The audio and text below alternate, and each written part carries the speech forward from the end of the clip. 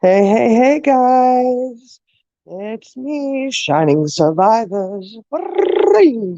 I hope everybody is having a great evening, and I hope you had a fantastic day. We have a little bit of a special guest coming on, of course, a very special guest near and dear to my heart. My sister is supposed to be joining us tonight, and we're going to tell some of our story. I don't know if we'll have enough time to tell all of our story because it's um, as you know, I've always said the stories take a while to go, to happen, and takes a while to tell everything. But hopefully, we'll be able to get on here and have good conversation, and then hopefully have a good time and kind of help each other out and help maybe others who have gone through something like this. Um, she should be here shortly. I'm trying to grab my creamer, guys. I've got to get ready with my coffee. Can't have coffee talk without the coffee, huh? Mm. Let me see if I can get on here. Let me see. Oh no, that's that. Okay. I've got it. I've got that StreamYard. Yeah. Hey Barbie, how are you? You got your testing on Wednesday, right? So I remembered. Though it wasn't yesterday, because yesterday was Sunday. That was just a real nice, bright aha moment for me, I suppose. So good. Oh, I got it. Hold on. Oh, here we go. Here we go. Hey, sis. Hey, sis. Hey, am I sideways on your screen? Yep. Yeah, you're sideways. Just move your phone the other way. I know. I Sideways. got it up on this thing, so I need Sheldon's help, actually. Are you on speakers? I don't know. I can barely hear you. Can you hear me? I can hear you. Can you hear me now? It's still really, really quiet. Let me Okay, see. give me a minute. I'll come back in. Okay. Hey, Aussie. How are you? Okay, she'll come back in.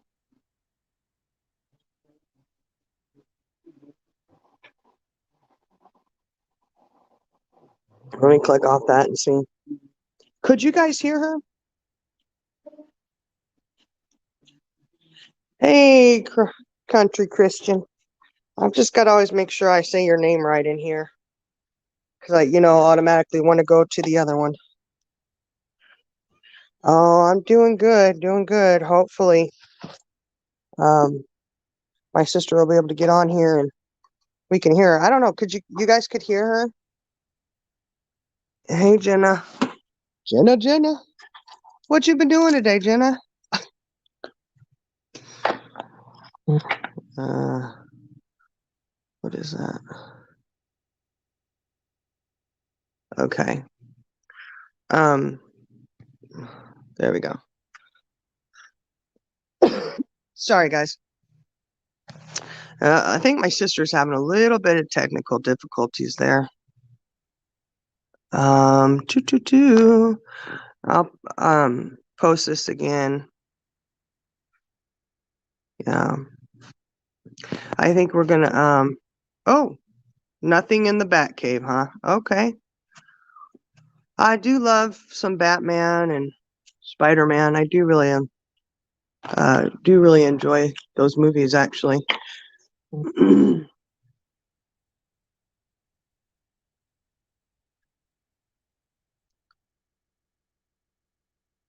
Gloria, where's she at? She was hopefully trying to fix her thing there. But I know we were going to talk about our childhood and our experiences um, when we were little. And it is, like I said before, even though we lived together and in the same house. Our stories are are different. We do have, some of the same stories, but um, they are very different. And I would love to get my littler sister on here because her story is even more different than ours. The paths that we each walk down are very interesting. Hey, Charlie girl. Look, everybody's over here except for my sister. Where is she at? Somebody go get her. Jenna, go get her. Tell her to come on. No, she's having problems with her phone, I guess. I don't know. I surely hope she didn't leave me over here all by myself. Look at that. Hopefully not. But anyways, our story is there she is. There we go. Okay, can you hear me? Yeah, just really faint. Can everybody else hear her?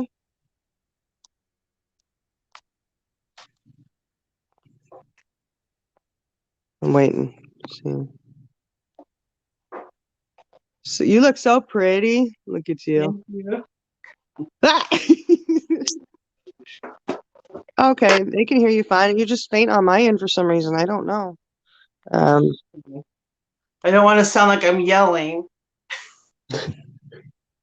sis, you have to yell at me all the time anyways. I can't hear anyways, though. Hey, Lovely. Look, Lovely's in here. Charlie, Barbie, Ozzy, Country Christian. Hello, all. And Jenna. I have to say her name very slowly because her nickname just kind of rolls off the tongue, and that's the one I want to say all the time. It really does.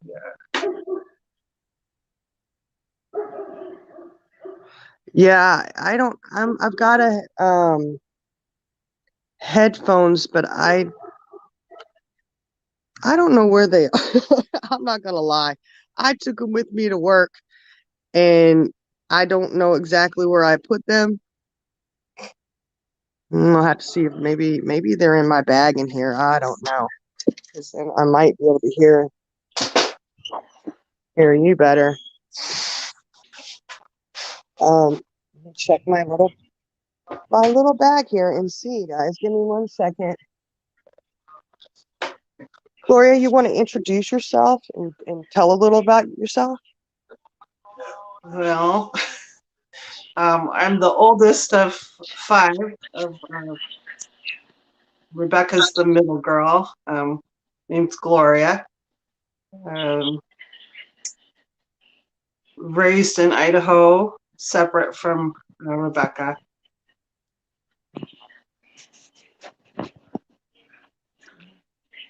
I have 2 sisters and 2 brothers that are full biological, and I was adopted and raised with 3 of my biological siblings and a total of 9 of us.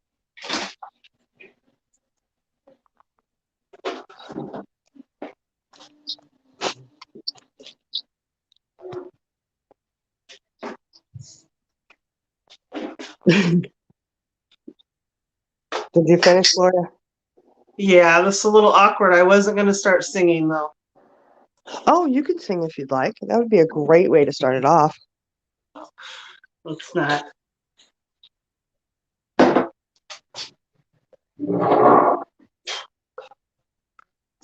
Oh, so you're not going to sing? Not today. Okay. Hold on. Maybe ask a few questions of chat. Watch chat and see if they've got any questions for you. Okay, I will run into the try. bedroom I'm going to try to bring and up see chat. if my headphones are in there. The last time I did this, it booted me out, so I'm going to try.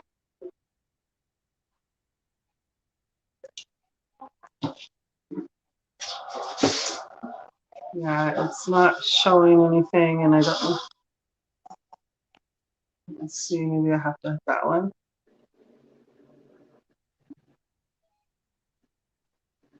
Oh, thank you. Let's see that.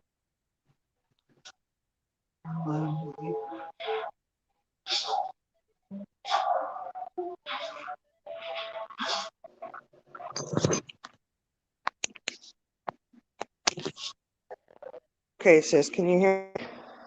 I can hear you. Oh, much better, much better. Okay, I was worried because this is my old headset, my headphones that plug in to my phone. Okay. Well, really not that old, but y'all, I took them off one night, and when you drink coffee all the time, you really should be careful where you put your stuff. My headphone ended up in my cup of coffee, because I'm so well put together like that. Runs in the family, very graceful. Yeah, extremely graceful. Yes, yes, yes.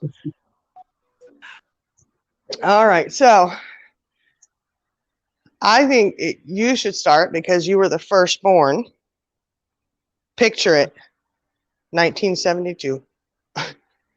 That's When, okay. Giving me a year later.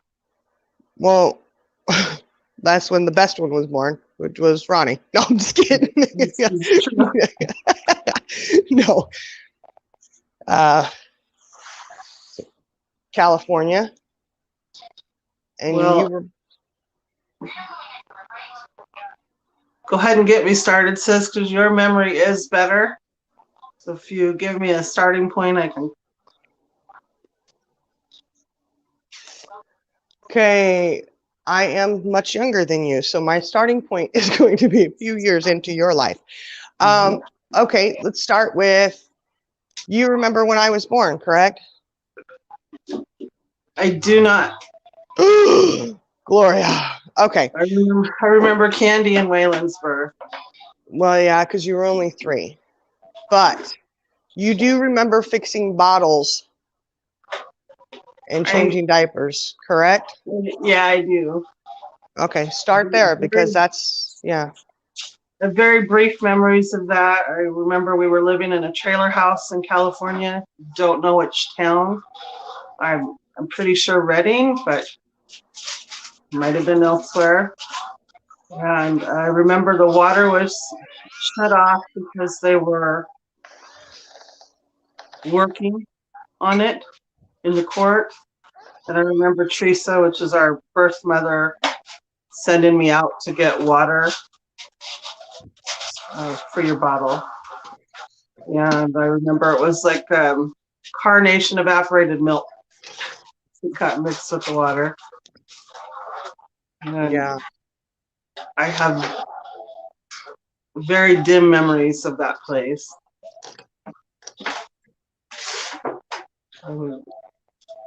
Little things stand out, like the walls had paneling, and our father would fall asleep in the bathroom.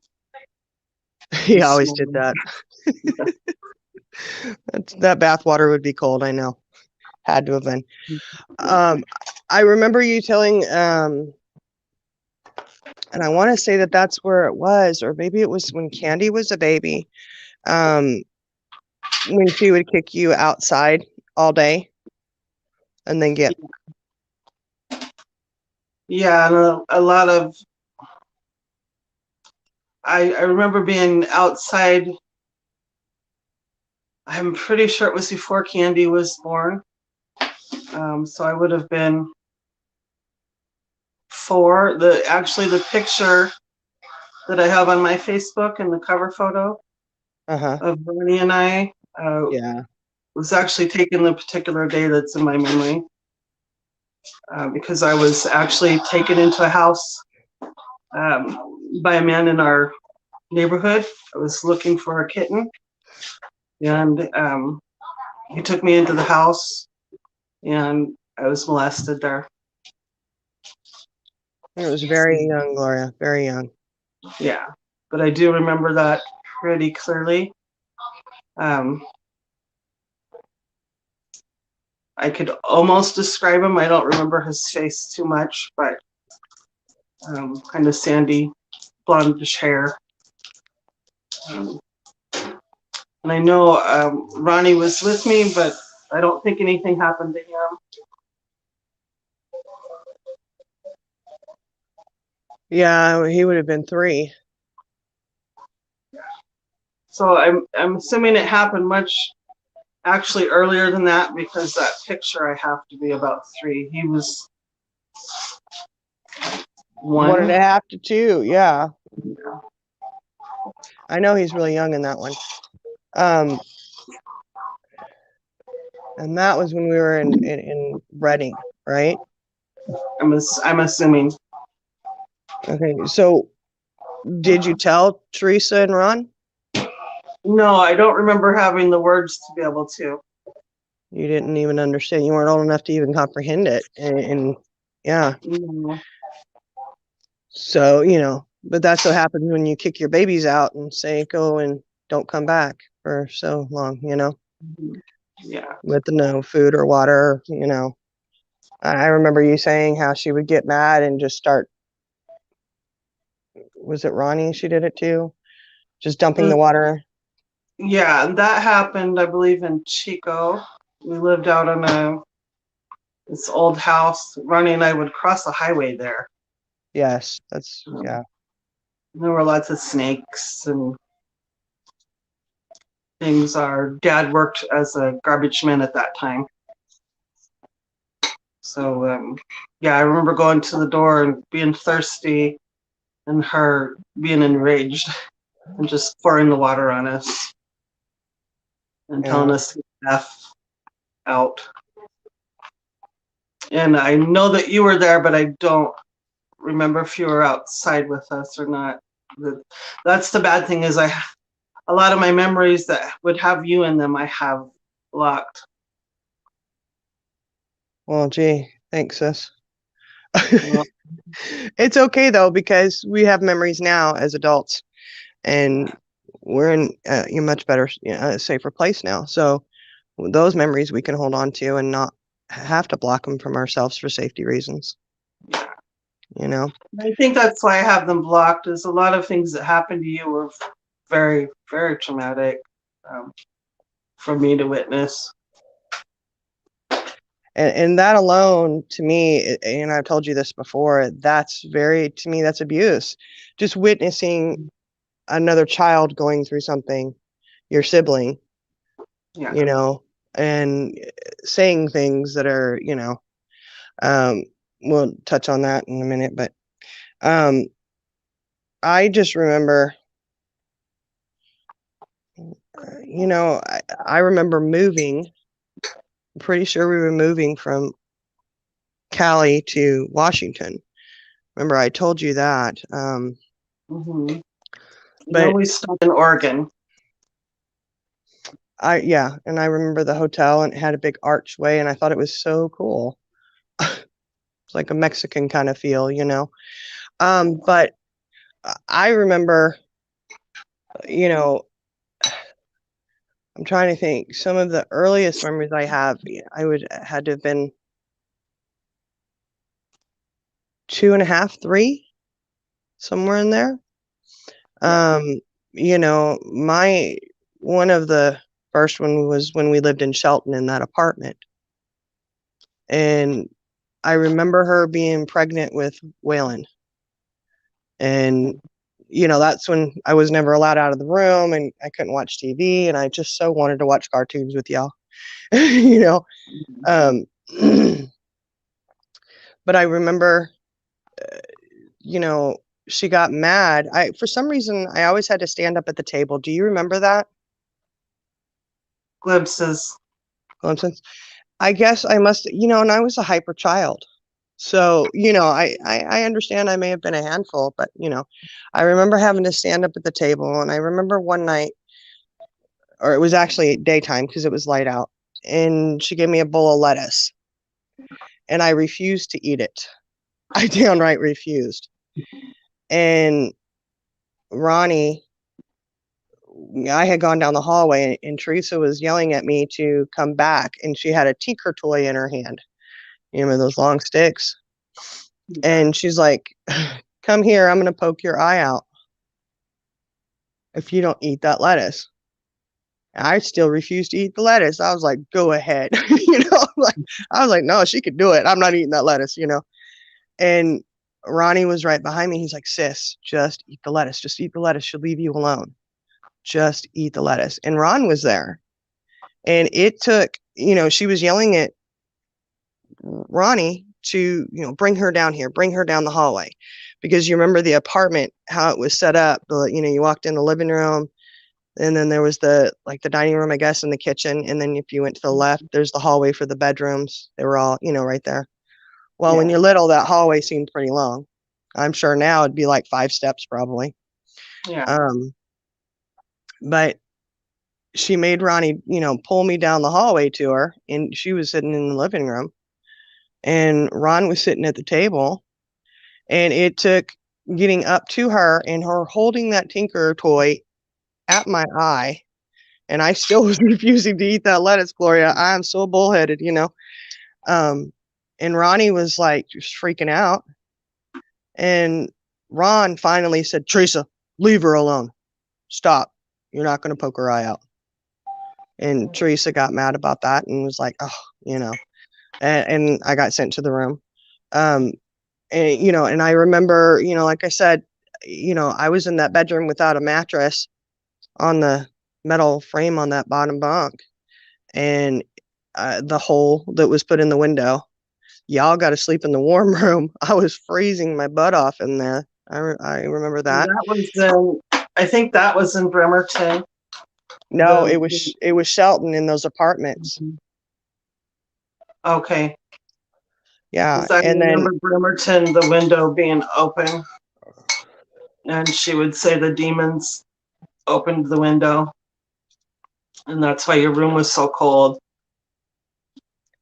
Well, she did say I was evil when I was born, remember? Aunt Shelley did say that.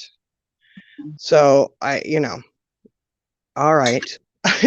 It just kind of shows you her state of mind, and I remember also in Shelton was the laundry issue where we had gone to get in the truck, and I always had to ride in the floorboard. Even though you and Ronnie were at school, and it was just Candy and I, because she was pregnant with Waylon. And so I still had to get in the floorboard. Well, I remember getting in the truck, and Candy had knocked it over, and it was ERA, E-R-A, the red bottle. And so it has spilled out onto the floor. And she proceeded to, scream and yell at me. And, mind you, I was what? 3 at the oldest, and she said, she took me into the house and threw me up on top of the bed and said, you have to stay here. Do not get down until I get home. And, I remember like crying, trying to tell her that, I didn't do it. I didn't do it. And it didn't matter because, whatever happened, it was always my fault, but Ronnie had come home from, I don't know if he was in preschool or kindergarten, but he got home earlier than you did. So he was only half a day. And she had gone ahead and took Candy and went to the laundromat. And I was there by myself at that age. And he had come in with the construction paper cutouts and wanted to show me. And he had them spread out on the floor. It's a hard one for me. And he was just begging me, sis, come down and see this. Come on, come on down. I'll, and I remember telling him, no, I can't, because if she comes in, I'm going to get it. And he was like, no, I'll let you know when she's home. So of course, it was Ronnie. So I went down and I was looking at him, and I just remember he had those construction paper people cut, where he tore the construction paper and made people, and he had made all of us. And he's like, look, and he was so proud of it. And I was so proud he had done it. And the next thing you know, all of a sudden he's like, oh no, hurry up. So I go to run up the top, get back on the top bunk. And I had one leg left to get over, and she came in the room. And I remember, got a pretty good beating and thrown up against the wall. And I swear I stuck there like Spider-Man. and it knocked the air, like I couldn't breathe. And the whole time, like, I'm okay, because I survived all of it and I'm good. But what just kills me is that, Ronnie was just begging her, stop, stop, please stop, like, he was, it's my fault. It's my fault. I told her to get down, and he was willing to take her anger and aggression towards himself, being just 4 years old, you know, um, and that kills me. That's what I have a really hard time with, and, he wanted it to stop. And you know how she was. She just wasn't going to until damn near beat you to death, Um, and I remember, she finally left the room and he looked at me and I was just crying and he was just like, I'm sorry, sis. I'm sorry. I'm sorry. And, you know, it wasn't anything for him to apologize for, but at 4 years old, he felt that it was. And, we didn't know any different. And, it just, and I remember when we lived in Bremerton in that,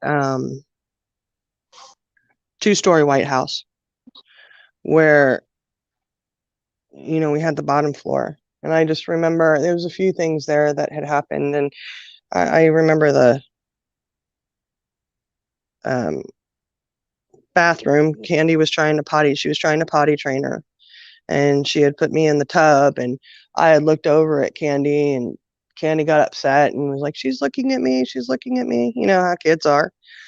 And that's when Teresa, flipped out and went and just held my head under the water. And I remember thinking, she is going to kill me. And I mean, how do you know what death is at 3 years old? But I remember thinking that. And she finally pulled my head up and then she was screaming and yelling at me. And oh, there goes the head again, and I'm gasping for air. It's like, oh my gosh, And Candy looked terrified at that point, like, oh, I shouldn't have said anything. Um, but that house had a lot of, bad stuff too. Like when she got mad and just walking down the hallway and throws me down to the ground. And here, you remember those hiking boots she used to wear? Yeah. Yeah, that came down on my face. Stomping on somebody's face. Like, what are you doing? Um, but I know there's a lot in between there. And I know, what do you remember from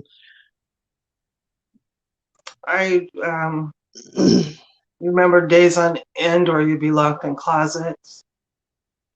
Um, I mean, she was physically abusive to me, to Ronnie, but not to the extent that she chose to be to you. Um, in all these years, I've never figured out why she singled one baby out. well, they say I supposedly reminded her of someone that apparently abused her, or um Who knows? I don't know, I know that, she got me a little bit harder than she got y'all, but for y'all, her big thing was failure to protect you guys. Yeah. That's just, I don't know, because abuse is so many different levels. And, you know, I know that you had said that when I was removed and they left you guys all behind because they swore everything was good for you guys. And, the caseworker had told, my mom that we're not taking her back. If you don't take her, we are putting her somewhere else. She's not going back. And the caseworker said, over his dead body, would he return me there? And he said, she's got less than a year and she's going to be dead. And, my mom's thought was, how on earth can you say this one child is so mistreated and so abused, but yet the other four are okay? And my mom knew that y'all weren't okay. you know, and then, the things that Ron would do, he did some pretty good stuff to, kind He of was- seemed, I was more scared of him in my memories than I was of her. They were both unpredictable. Um, but I know when we were in California, she had left him when Candy was born, and we were all staying at our grandma Gloria's. Mhm. And I remember him. I remember Grandma Gloria saying, "Ron's here." So I went running for the door and looked out the screen door, opened it, and he was in the doorway of a van with a gun, sweating profusely. And I remember running back in the house and saying, "Mommy, Daddy's here and he has a gun." And I remember Grandma Gloria saying, "Call 911. Firing. He was firing into the house." I only remember from that point pushing the bassinet over that Candy was in. Someone was yelling, "Get down, get down." And the next thing I remember was the police and him. The gun had backfired, or he had shot himself, or he had a shoulder wound, and he was running off toward the mountains. And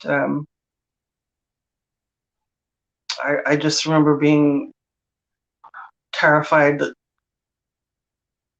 he was going to die, and I didn't understand the whole situation, but that definitely put a fear uh, in me of our parents. Just that Yeah. unpredictable. There was no safety. There was no ease of mind ever with them. Um, After you left, they got heavily involved in a cult-like church for a few years. A lot of abuse continued. Um, I remember Teresa always calling me Jezebel, whore, child of the devil. It was always, even then, my responsibility to take care of the younger ones. And eventually she left our father and we took off to California, and things really spiraled out of control then. Um, we ended up, she would just leave us we were in Orville for just weeks at a time. And finally the stepped in, probably because my attendance in school was crap, because the two younger ones weren't in school and I had to stay home. So we were placed in foster care there. And she came for a visit and asked if we could go across the street and have our visit at the school playground. And she took us from there. And so the next couple of years is a blur of living on the streets with her, stealing cars, going from one state to another. We lived in a lot of labor camps, under park benches. I know that my brother and I dug through a lot of dumpsters to feed us. And the failure to protect. So there was for me, a lot of sexual abuse happened, just because of the men she kept company with, the places we were. So eventually, and her abusive relationships, having to watch her get beat, having some of her boyfriends beat our siblings. Um, Eventually, we ended up in Idaho, where she just took off to Nevada and left us out in the middle of the mountains. And once again, the state stepped in and got it back into foster care there. But what about the time that the CPS worker came out and Yeah, the first one, yeah, she came out. We lived at that time 20 miles out of town. These people had 600 acres, um, all off the grid, so no electricity, no running water. Us kids slept on the ground, even in the snow. Outside, we didn't sleep in any of the cabins unless it was in extreme cold. Again, I'm not going to school. In fact, I really lacked education up to that point. With this social worker came up and um, got her car stuck in the mud, didn't really look at our surroundings she didn't take anything serious, and she left. And so we were there another 6 months or and so. And go do you ahead. remember what the food was that was in the house? Up there? Yeah, Not really. I remember because I was told 1 bag of potatoes, and she told y'all it was fine. And that memory of her being stuck in the mud and y'all having to help push her out is one of our younger brother's first memories. Okay, I didn't know that actually. Yeah, he told me about it. He remembers her driving off and just like, I'm not going to tell his story, but he told me he just felt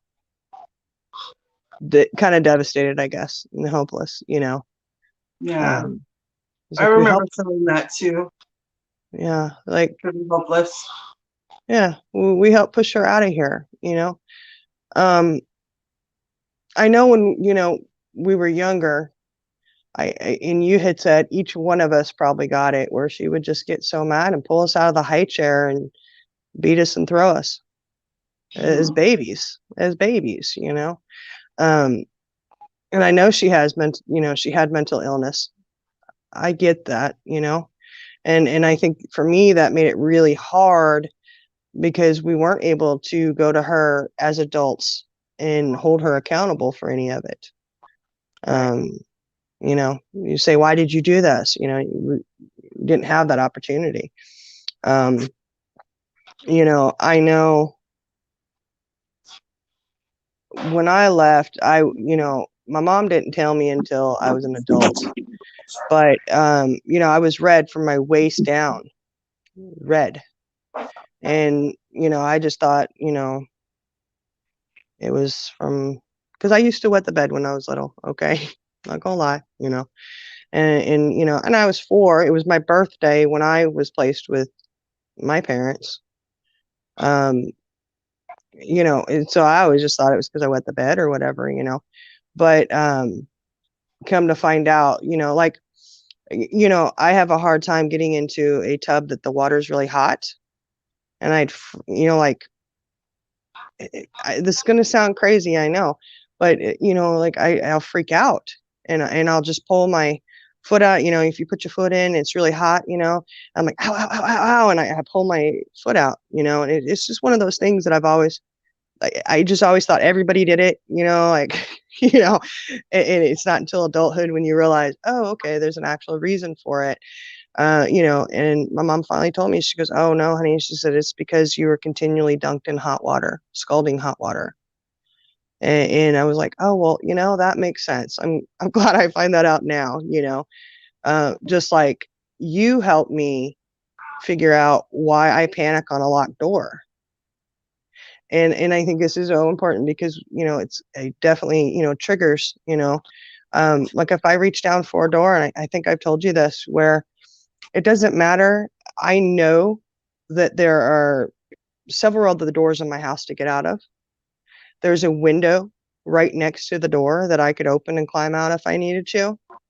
But as soon as I reach down and I can't open that door, I internally freak out, like freak out. And in a perfect example is when we were little, after I was adopted, we were traveling cross country. We were moving from Washington to Virginia. We had gone into this buffet, big, huge restaurant. My brother had, Jason had to go to the bathroom. So him and I go off to the bathroom, and the doorknob was missing on this door. So they had it propped open with cardboard. And this lady comes in and she pulls the cardboard out, and we could not open that door. So as soon as she had pulled that cardboard out and that door started closing, I knew that. And oh my gosh, I started screaming, freaking out. And I was bawling. I was like, we can't get out. We can't get out. And this lady who had done it was shaking because I was freaking out so bad. And of course, my brother freaked out as well because he knew I was upset. And he's thinking, okay, well, she's upset, so I got to be upset too. Something's going on, And this lady kept trying to calm me down. Now, this was a huge restaurant. My parents were across the restaurant. My mom and dad were like, oh my gosh, listen to that screaming. And all of a sudden, my mom was like, oh my gosh, that's my kids. So, they come into the bathroom, but this lady kept trying to calm me down, and there was no calming me down. I was like, no, we can't open that door. We're stuck. We're stuck. We're stuck. And I was just going to say to you prior to that, as not only were doors shut, but they did take off doorknobs. So you couldn't get out. And I almost said that before you went into that. Yeah. So, but, you help fill that gap there for me where, I mean, I know it sounds crazy, but like as soon as I go to hit a knob and, if it gets stuck or something and you can't open it right away, I'll freak out internally, and I'm sure if you could see my face, somebody would be like, what's wrong with you? But, I was just go, calm down. I can get out of this. But it's that knee-jerk reaction of, oh my gosh, I can't get out of here.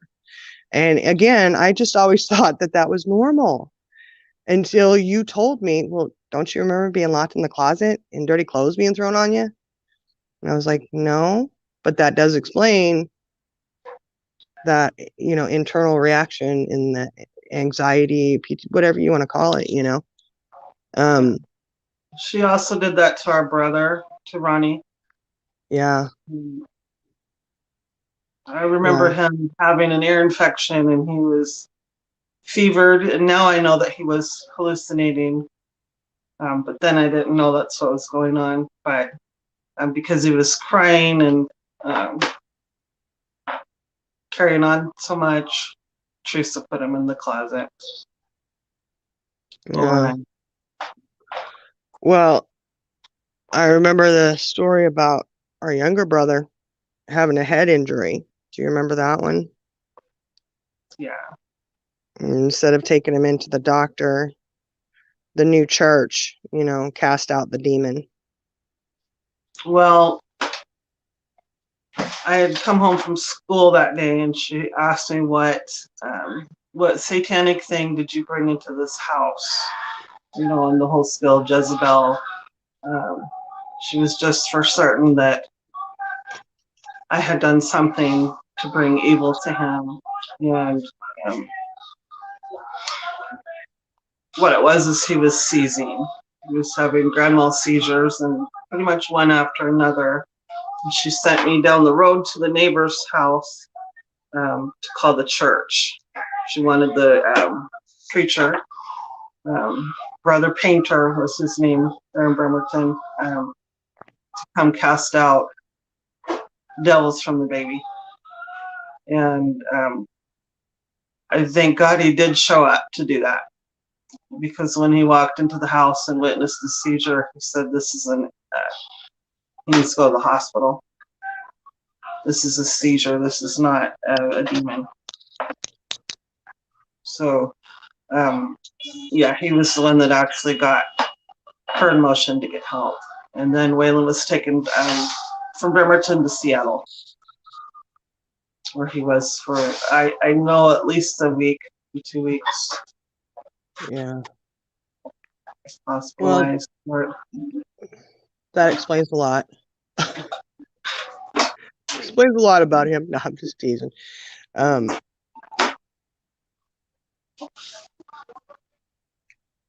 Now, you want to explain why laundromats are such a comfort?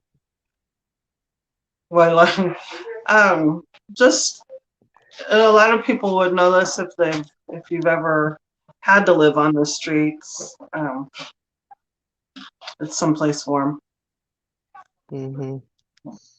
So we spent a lot of times at laundromats. One particular time in Modesto, it was raining, and Teresa parked us all in a laundromat, but she sent Ronnie and I out to basically dumpster dive or find a church that would give us money. And that's not what I found. The closest thing that I was ever almost put into child prostitution, if you will. Ran into some bad people.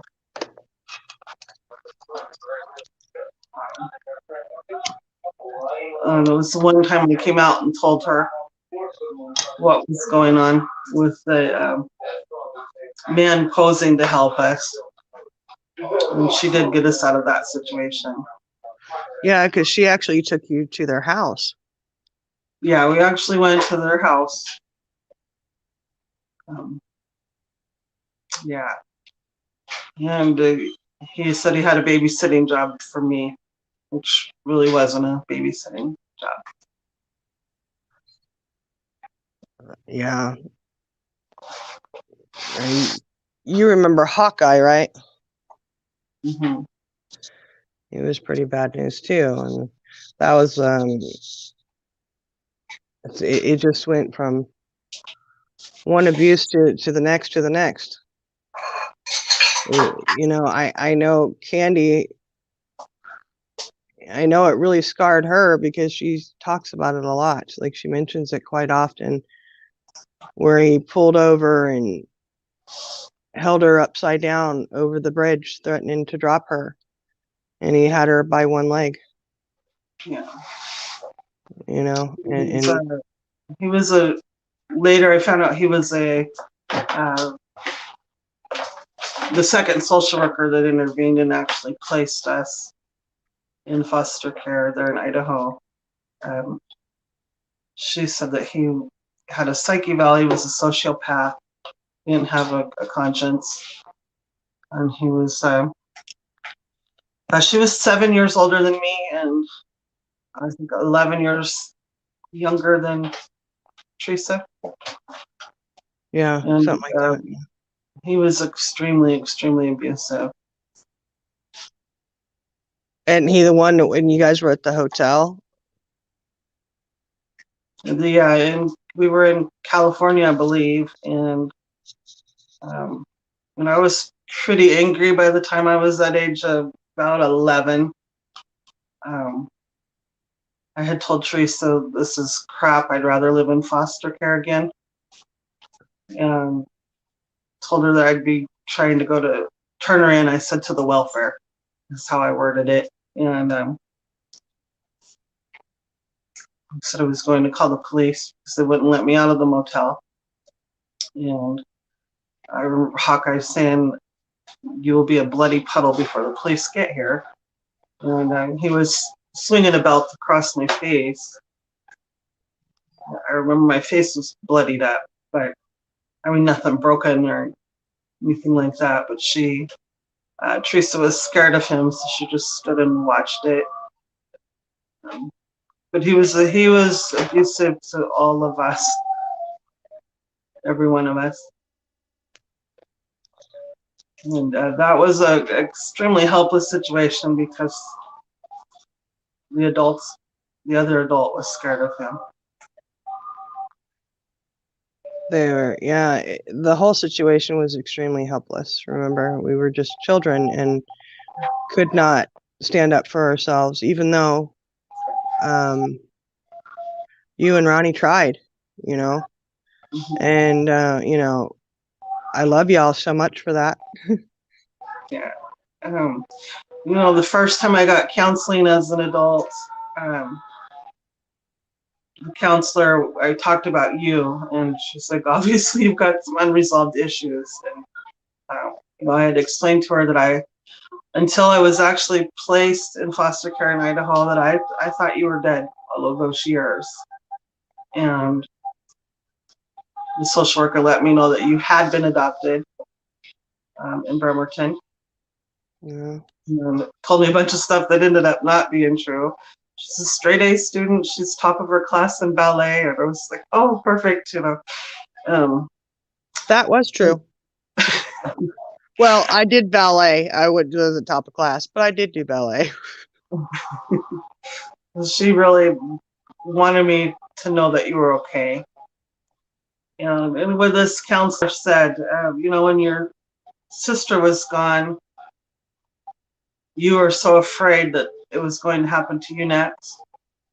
And he said that never was my fear. I always felt guilty that it didn't happen to me in the first place because I was the oldest. And I didn't understand why they singled out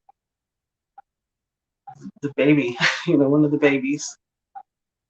And I know Yeah. Ronnie too.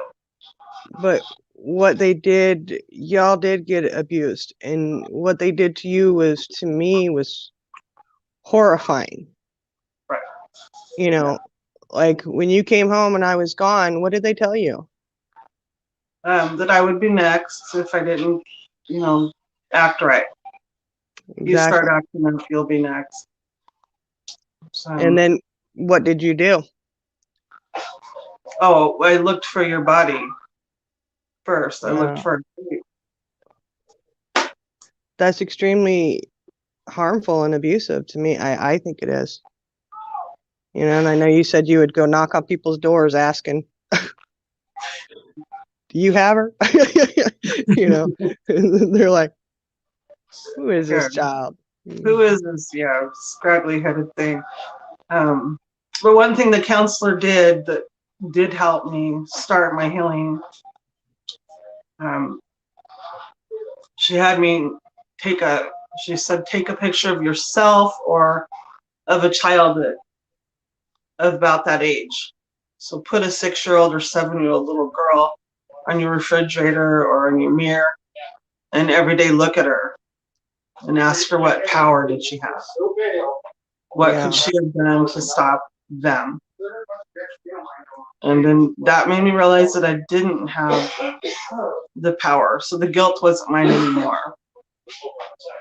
And it never was. Well, it was for years, but I know, but it should didn't never have deserve been. that place. Yeah. It didn't deserve that. No.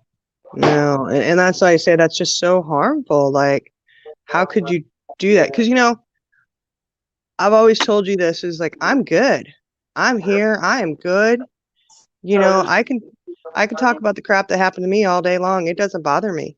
It does not. When I was adopted, I never, and I promise you, I'd never looked at my mom and dad and it's like, you stole me from my mom and dad. You took, I always knew I was in a better place. My fear was you guys. And that's the not knowing where your siblings are and if your siblings are okay. And, deep down, actually knowing that there's shit going on that shouldn't be going on. I knew if y'all were still there, it wasn't okay. And that's the part that I have a really hard time with is the stuff that happened to y'all. I often look back, and as horrible as it was, there's not much in my life that I'm not powerful enough to go back and change it, first of all, but I feel like it made me who I am. And I am somebody that doesn't judge other people for their circumstances. I will go up and talk to somebody that's living on the sidewalk. Yeah. I've had homeless folks pass my yard, and I always run them out a sandwich, or I've had them in my house for Thanksgiving dinner. So, hey, you don't have any place to go? Come on in. You know, with mixed company. It's not like I'm a woman alone here and bringing Yeah. strangers into my house, but you know, it's Well, giving me a different sense of looking at people and realizing that um, that could be me, and it once was. And yeah, we're you all guys just used to people. knock on the doors asking people for food, Yeah. you know.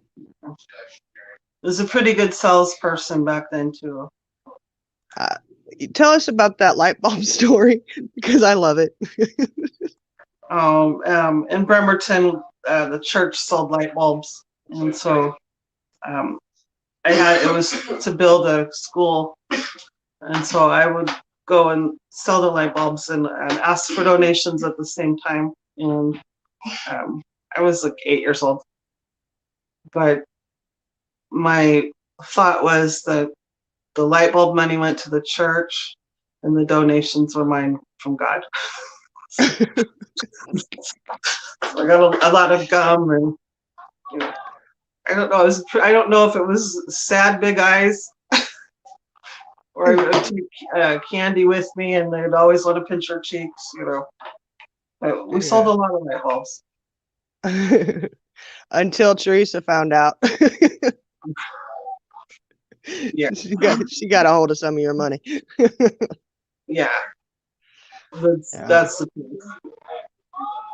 Yeah. And I remember selling her shoes too. She had those shoe sales coming though. She did.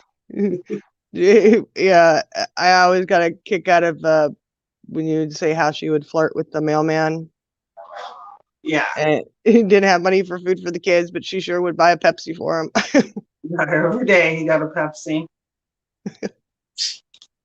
Yeah. Yeah, she was she was really yeah. It is hard to that mental illness the way she had it and living with that. And then Ron, he had his mental illnesses too, you know. Like I remember visiting him in the I didn't know what it was at the time, but at the I called it the hospital jail. yeah, yeah. And you know, and it's funny because I know for so long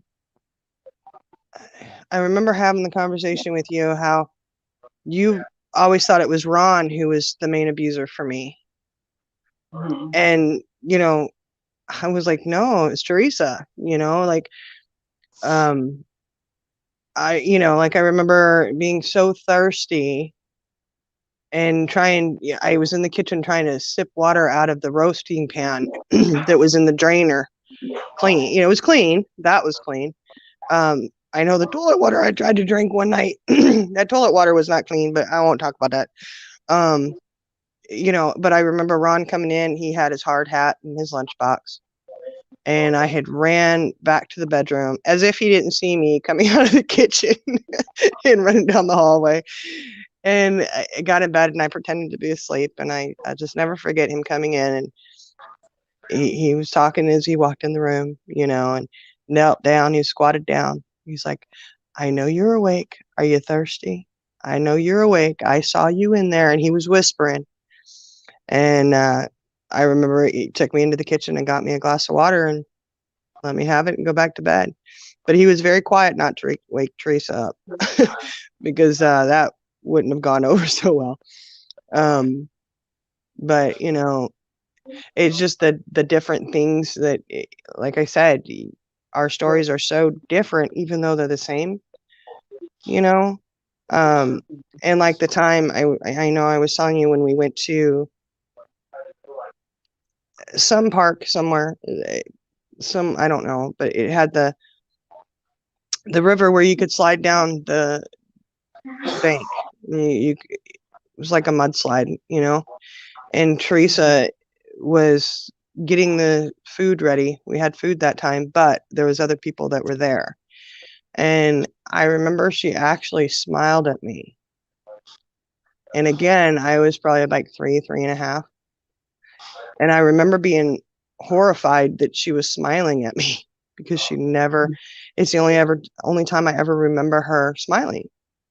At me anyways, you know, and I was just like, why is she smiling at me? What's getting ready to happen? And you guys were all down in the water, and I'm sure I've told you the story, you know, and you were trying to get me to come down, and Ron was down there. He's like, come on, you know, and I wanted to go down so bad.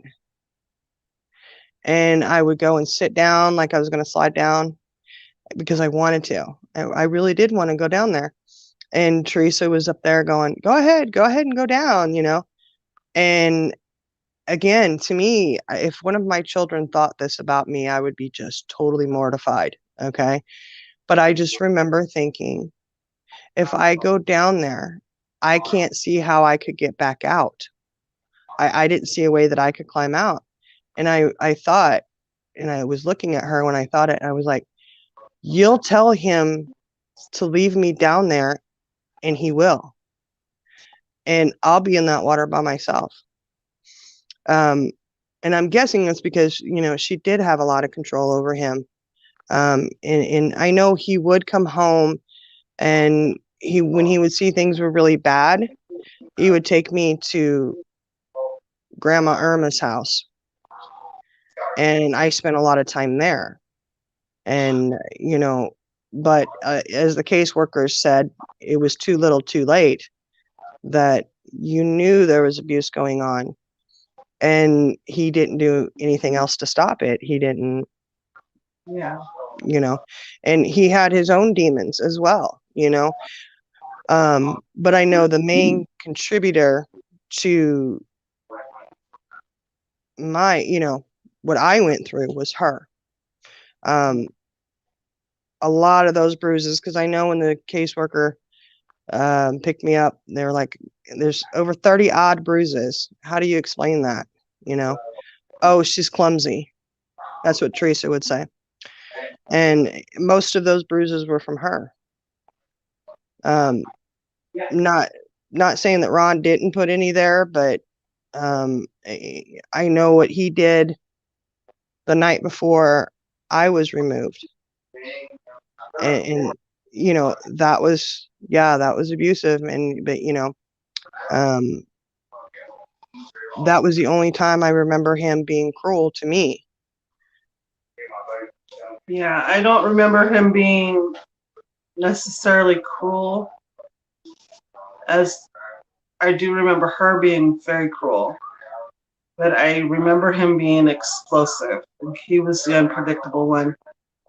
Like, he was the one you didn't want to set off. You didn't have to do anything to set her off. She was just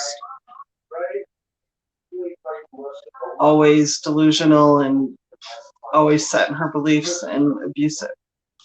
Yeah. Well, you know, they did say he was borderline psychotic, and that when he would get mad, he just saw red. Mm-hmm. That's what the file says anyways, you know, when they did the assessments on him. You know, and you know, and I know my mom had told me, she's like, you know, they didn't have a choice, because, you know, I was placed with them on my birthday, March 31st, 1978. No, I'm not telling my year. I'm 21. So what year would that been? But, you know, thinking like 1988. 98, you know, and she had said, you know, they didn't have a choice, you know, because it was 6 months and it was done. Now the adoption got held up because Teresa couldn't remember where I was born. So they were saying that I was born in Washington, which, you know, there's only one of us that was born there. So they had to do, and we didn't have the computer systems like we do now. So they had to go in and put a statewide search through all the places we had lived, through California, Washington, even Oregon, and I'm not sure if there was Idaho included, but all the states around, because she swore I was born in Washington. And that's like, really bizarre because amongst the pictures that I carried of you were the little birth pictures, the birth announcements with the name of the hospital, your birthday, your birth weight. So I just find it odd because I had those for years. So it's just odd that she couldn't remember. Well, she said she couldn't remember, but in court, everything was very, well, she's clumsy. Oh, well, she's just stupid. Like, she was not the loving, doting mother that, oh my God, I'm losing my child. But, the adoption took 6 months, and it would have been less than that if they could have found the birth certificate sooner. But, my mom always said they had no choice. They forced them, basically. They gave them an opportunity. They had two choices. One, sign over the rights to your child, or two, you're going to prison for a very long time. Now, that to me is really concerning, because if you're saying you need to sign over your rights to this child, or we're going to send you to prison for what you've done, and excuse my language, y'all, but who the hell thinks it's okay to leave 4 other children in their custody? That wouldn't happen today. And I just, and I know Ronnie not being here, he's not able to tell his story at all. And I really would I would have loved to have been able to get his perspective on it, and the things that he remembered. And I know there was things that he never would tell, which is, still agonizing to not know, which, that was a hard one for me, Gloria, because like I said, I always looked at Ron as being the good guy. And, the loving one, that if I had an opportunity to see them, like, he would be the one, and he probably would have been more, oh, love you, blah, blah, blah, but, hearing things that, that he had done with, to Ronnie, it just really kind of puts a different perspective on things. I think he was harder on the boys. Just my thoughts looking back. I mean, he physically abused us girls too, but I do remember one beating in particular where he took a switch. And I know my back had some welts that were bleeding, but Ronnie's back was tore up. I mean, it was, he carried scars the rest of his life from that beating. And the thing is we didn't do anything to deserve the beating or even a spanking. We were left in the car and we were crying. Yeah. See, that's what I have a hard time with, Gloria. I would have gladly stayed and just continued to get those beatings so they wouldn't touch you guys. Yeah, but we can't change any of it. It didn't happen that way. I know. It's good golly knows if we could go back and change some stuff. We surely could, but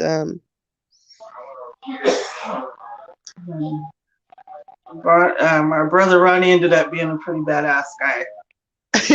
He's sure that, oh God, yes. Yes. He was tough as nails. He was so tough, and I just always adored him for that, just being little, and he was so brave to to stand up and take up for all of us when adults wouldn't. There's so many times, and this is like, it is definitely a trigger for me, and I know this now. When adults don't want to stand up and defend children.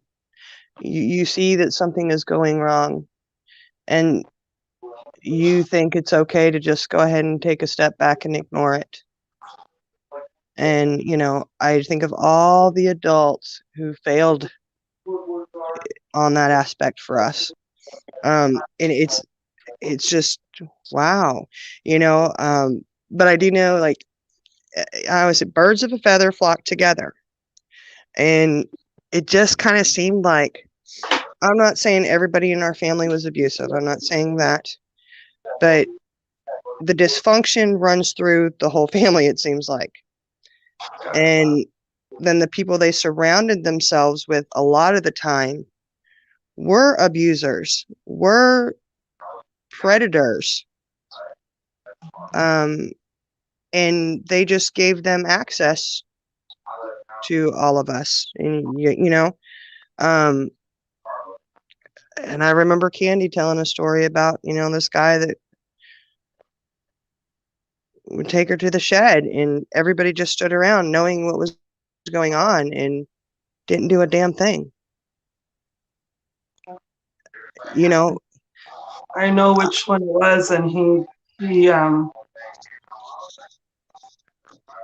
I suspected what was going on, and I remember just fighting him and trying to get an adult to listen. And he would openly taunt it. Yeah. Well, I'm taking her for a walk. Yeah. Oh, you're just jealous, type of thing. Yeah. I've cried over that one so many times because I did everything I could. I know you did. And she knows you did too. I mean, it just, the adults in the situation didn't. No. And it just chaps my hide, But I had so much anger that later, when I was a little bit older, I remember up on that property, and I go, this drunken man was along with us, and he wanted the oldest girl. And I had short hair then. As Teresa chopped my hair. And I said, we're all boys. And he said, I'll take the oldest boy. And excuse my language, but I told him, motherfucker, you touch one of us, I'll cut your dick off and cut you from the belly up and drag your body out into the woods.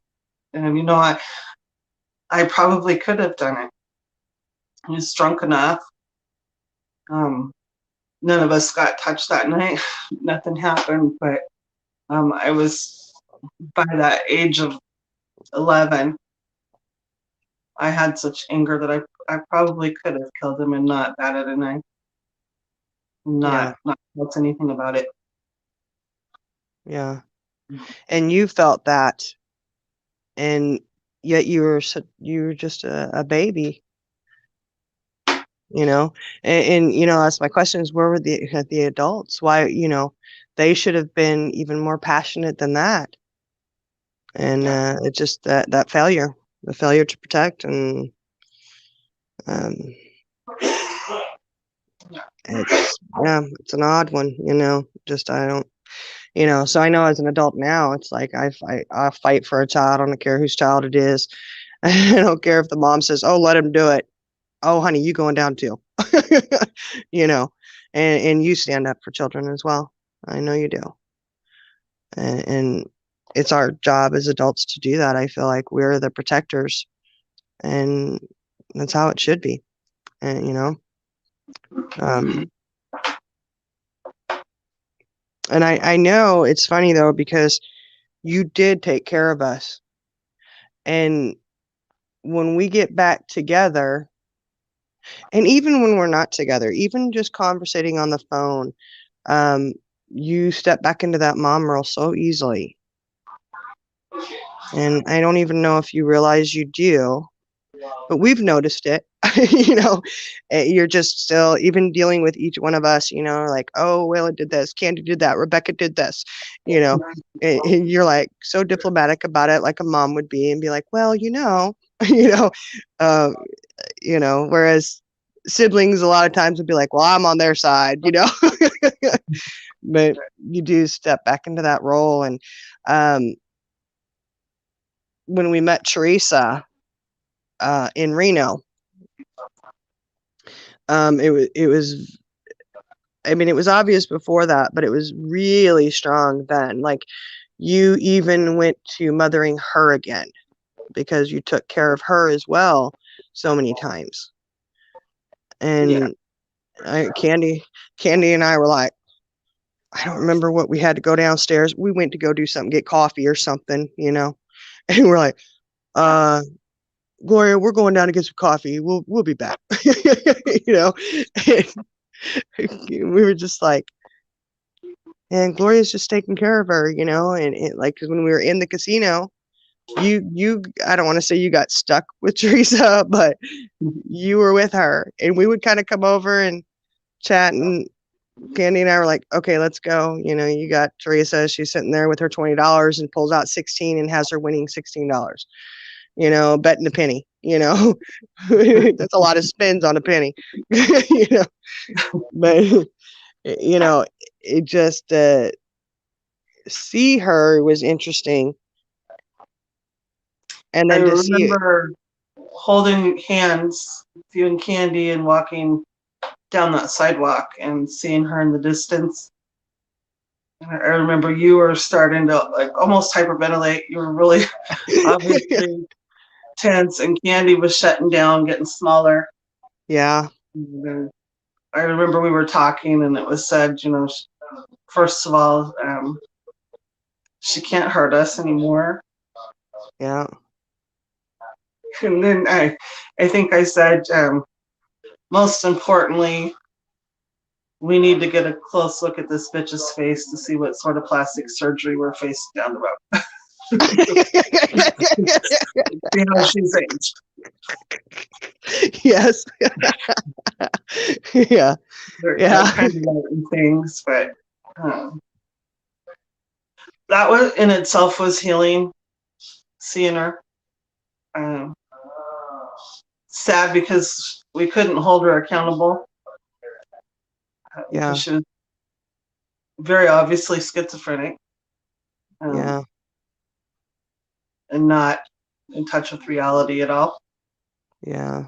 Except for very brief moments. One when she was alone with me in the motel. We were looking at pictures of Ronnie, and she said he died in his sleep. And I said, yeah, he died in his sleep. And she said, I think it was a heart problem. I think he was born with a heart problem, she said. And I said, it may well have been. I only know that he died in his sleep. And I didn't go into any details. I can't even remember if I knew all the details then, but it was healing in that I remember all of us saying, thank God that we were taken from her. Yeah. It was very it was very reassuring. And I remember us going, boy, well, we really did luck out, didn't we? And we had the discussion of, could you imagine where we would be and who we would be if we had been raised by her the whole time? One, would we be alive? Two, we probably would have been pregnant by 13 or 14, probably from an uncle or a daddy or something. I don't know, you know. Um, and I just think, wow, how messed up would we have been? We would have messed up enough as it is, you know. But to prolong that any longer, I think would have been something to see how we would have turned out, I guess. And And you know, her sister's kind of making excuses. Um, that gave me a different perspective on people that surrounded us in yes. childhood. The adults, like you said, that didn't come forward. You know, oh, we didn't know she was mentally ill. We didn't know these things were going on. And I remember thinking, I remember very clearly at the age of 3 and 4 that my mommy was a little different than the other mommies. Right. Yeah. And you know, Ron's family and her family hated each other. Yeah. And so you go to Ron's family and you know, he was the angel and she was horrible, you know. They got it half right. You know, but you know, in her family it's he was the devil and she was the angel. So and of course families are going to do that. I mean, they're going to protect their own, but and my thought was, but we were your own. Yeah. We should have been protected. You know, more than protecting them. But that's what adults choose to do, I suppose, is not to protect children sometimes. And it turns out pretty sad and pretty rough. Um,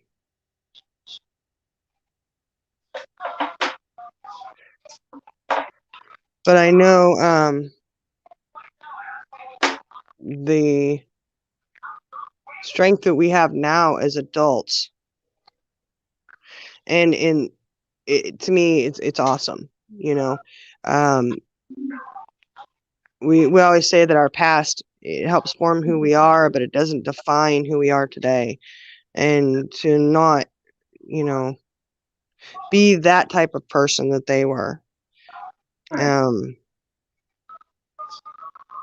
It is nice to be able to say we got out and Well, we it don't have, becomes generational if you don't break those ties that bind, if you will.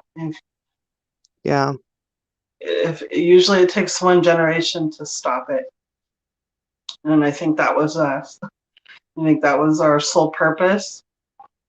yeah, To be born into that situation. I think it was to stop the generational abuse, because from what I know of Teresa's childhood, hmm pretty horrific. From what she told me, my memories. Pregnant at the age of 12 by her own father. She said she went through over 30 foster homes where she experienced different abuse. She was abandoned by our grandmother and left to that father, along with her 2 full siblings. And none of those siblings had it easy. There again, that is generational. yes, yeah. And yeah, Matthew was He was a predator. yeah, He tried. He was going to rape me one time, and I managed to get away and locked into a room with other little girls. yeah. So if it hadn't have been me, he would have raped one of them. But was always blamed on alcohol. Well, yeah, there was a lot of alcohol because the family pictures that we have seen, I don't know if there's one of them that there's not a can of beer or a big, huge straw bottle of wine in the picture. you know, they did like to drink. Oh, yeah. Yeah, So I I mean, remember a lot of their parties and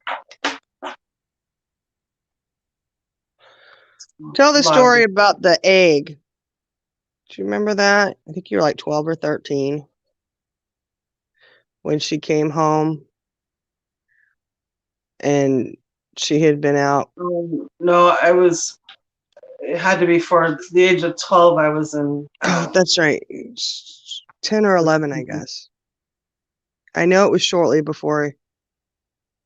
yeah, she had returned back to our apartment in Orville, and um, I must have slept through her coming in, but she was frying an egg and very drunk.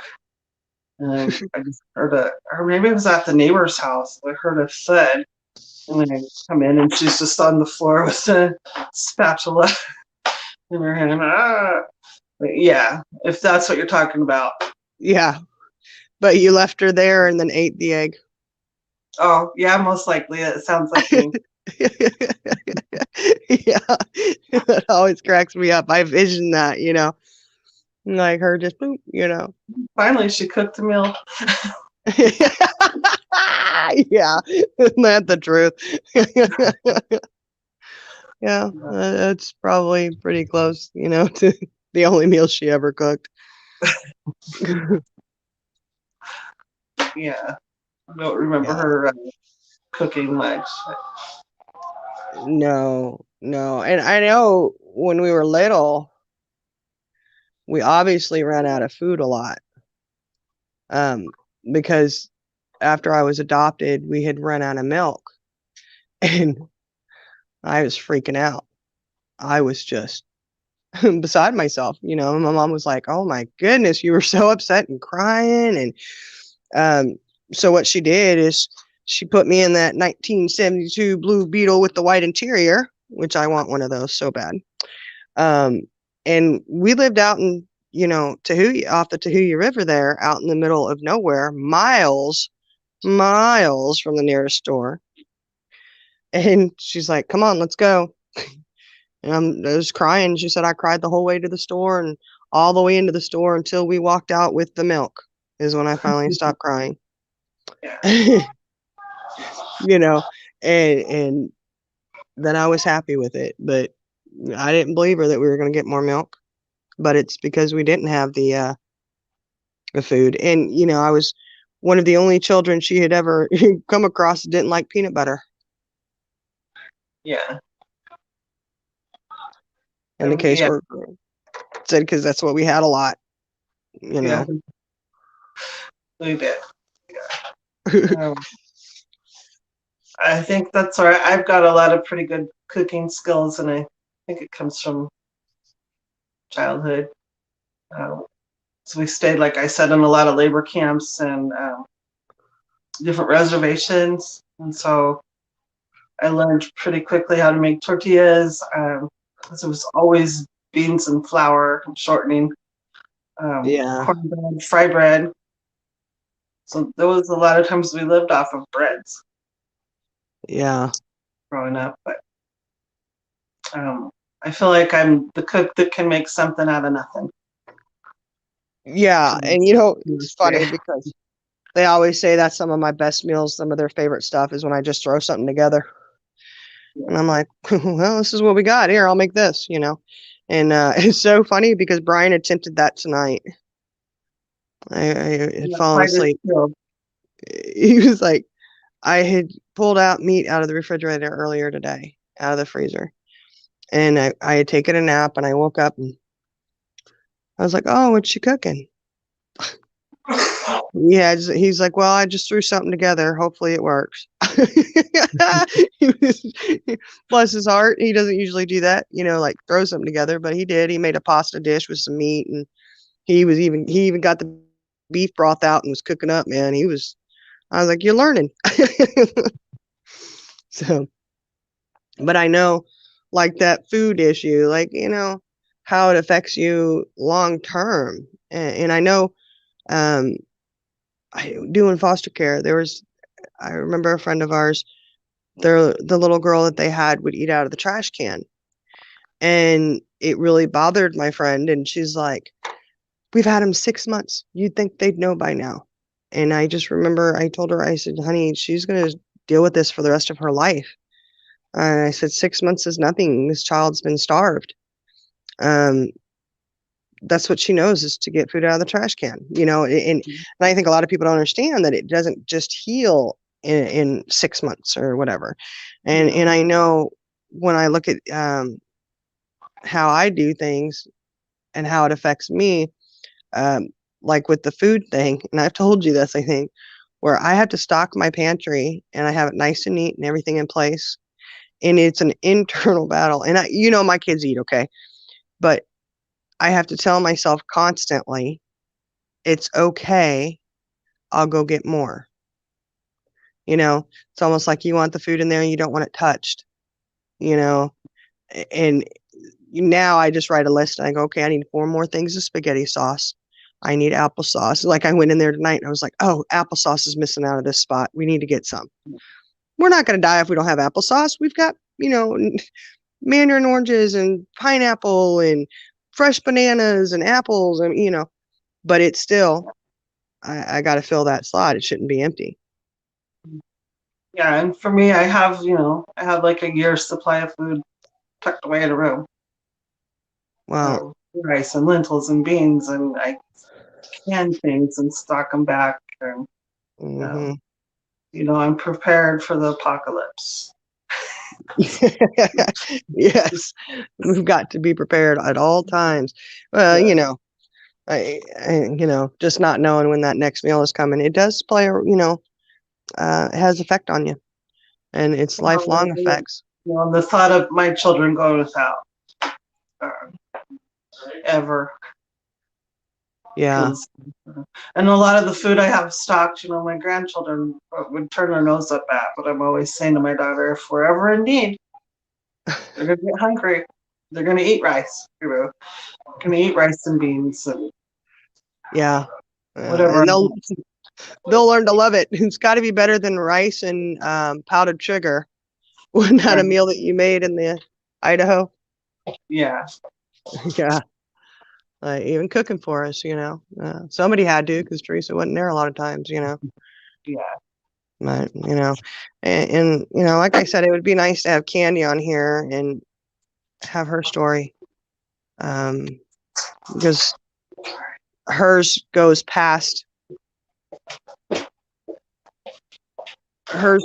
a long time. Yeah, hers goes, and that's another thing. Even after we were adopted, I think when I tell the story, it was a happy ending. In my mind, it was a happy ending, and the truth was far from that.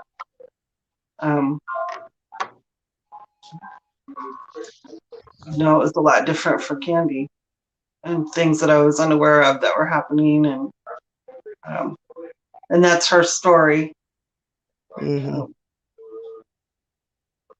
But it wasn't that little box tied up in a bow. Yeah. So the abuse went on for her. Because she was so quiet. Right. They target those who aren't going to fight back, who are young and I was very introverted and quiet, I have to say, but I was also very angry. I was not a very happy teenager. It wasn't until I was probably 17 before some of that anger finally, I could just kind of release some things. But I had relaxed at that point, thinking my siblings were safe, and that's what kills me now. Is she wasn't. Yeah. There's still some essay going on. Yeah. I still have to. I still struggle with that. He wasn't. Our adopted father was a different father to her than he was to me. Yeah. And to me, that's so hard. It just like your world gets shook up, just like with Ron and Teresa, and finding out certain things about him so I can kind of relate a little bit to that one. For me, it was just kind of, I guess, a little devastating that, yeah, it was just, it was a really hard one a really hard pill to swallow, because in my mind, like I said, he was the good one, and, this, that, and the other. And to find out that they're not, in your perception of how things were not. But that's exactly why I said, even though we lived in the same house for those first few years, and first few years of my life, um, each one of our story is so different, because different things happen to each one of us. Right. And just as once you guys were adopted, again, it continued on. Each story was so different. And it's like, they wear a mask, and that's what you see as the mask, until somebody else takes it off and you see them for who they were. And that's kind of, for me, that was kind of a hard pill to swallow. It really was, you know. But I'll always stand on Ronnie's side, on your side, on Candy and Willen's side. You know what I mean? Y'all say this happened, and so and so, okay, they're off the list. You know what I mean? It's like, okay, sorry, we don't have time for you. I don't have time for you. I know what kind of person you are now. I don't care what I thought you were. Right. Like, they hide who they are from certain people. Yeah. And so it is eye-opening Yeah. to find out. And again, a situation for y'all, you and Candy, and you had adults in the situation that were helping hide it, helping make excuses for it, saying it didn't happen, that it wasn't true. Yeah. Yeah. So that makes it difficult, especially if it's somebody who you're supposed to have faith in and believe in and trust, and they're supposed to be protectors. So, Yeah, and it turned out, he was somebody I adored. Yeah. First man I ever felt safe around, and that took a few years. Yeah. Because I thought all men were predators. Because for you, I think they all were. They all, up to that point, had been. Yeah. A few weren't. A few were not. But so it was really difficult, especially in his dying days, because I was the one that stood by his side on his deathbed. And I remember talking to my counselor about that. There's this man that's harmed my sister, and I'm the only one nearby the hospital. And he had meant the world to me. And she said, in this situation, you can't feel guilty for standing by him at his deathbed. If you don't, it's a catch-22. Either way, there's going to be guilt and shame for me. And I was not there when he actually did pass, but as long as he was at the hospital, I made sure that he was cared for properly. And there's all those mixed feelings there. Yeah. Yeah. It's a hard one. I mean, I could see how that would be just And then there again, too, you protect your abusers to some extent. Um, that's why a lot of kids don't come forward with things that happen. Yeah, Things that that's happen to them. yeah, that's very true. Very true. I think we make excuses You're for 'em, you know. protecting the person. It's a lot of things like growing up that Ronnie wouldn't tell me. Um, things that Candy wouldn't have ever told me, or things that have happened that I've never told you that I know that happened to you. Or when we go back to that picture, and I think they were doing that. I'm doing that to protect you in a certain manner. Speaking, I don't know if that's easy to understand or not, but Oh yeah. Yeah, I do. I understand it. I know Ronnie kept a lot of things from me because he knows how deeply it would have hurt Yeah. me to find out things, and the same with Candy. Yeah, definitely. And after a while, you just don't want to hurt. You just want a little bit of a respite. Yeah, Mm, you just kind of yeah, I think that's why it's easy. You block out memories, or it's easy to continue to disassociate. And at least for me, I'm yeah. starting to recognize when I do start to depart from a situation, mentally checking out.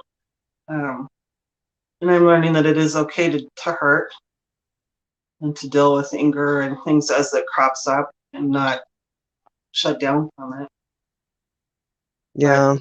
that particular defense mechanism is carried over uh, directly from our childhood. Yeah, you know, it's very easy when you're taught at a very young age to turn those emotions off, those feelings, block it, just shut down is basically, because if you shut down, then nothing that they do will hurt you. Right. And I don't think that's a weakness. I used to kind of once I understood that that's what was happening. It's only been the last few years. I Hmm. went to a counselor concerned because I was blocking out days or different events, um, Yeah. not even traumatic ones, just day to day. And once we discovered it wasn't anything neural, so we had to do a physical. Yeah. Then the counselor said this is just a mechanism that you developed young and you're proficient at it. You're very good at it. So it's disassociating. Maybe something gave me anxiety and I just block out a certain part of my day. Wouldn't remember that I'd been to the grocery store. Um, Yeah. Getting concerned was my split personalities. No, I'm not. But it's not a weakness. It's what I had to do to survive. It's how I dealt with abuse and trauma. Yeah. I did the same thing, and I think we all did. I do. I think most I. And a lot of people that I meet, like the panel we had with Jenna, and learning that she uh, did the same thing because of Yeah. her, and that's her story to share, of Hmm. course. But just through the years, meeting other people who all deal with abuse differently.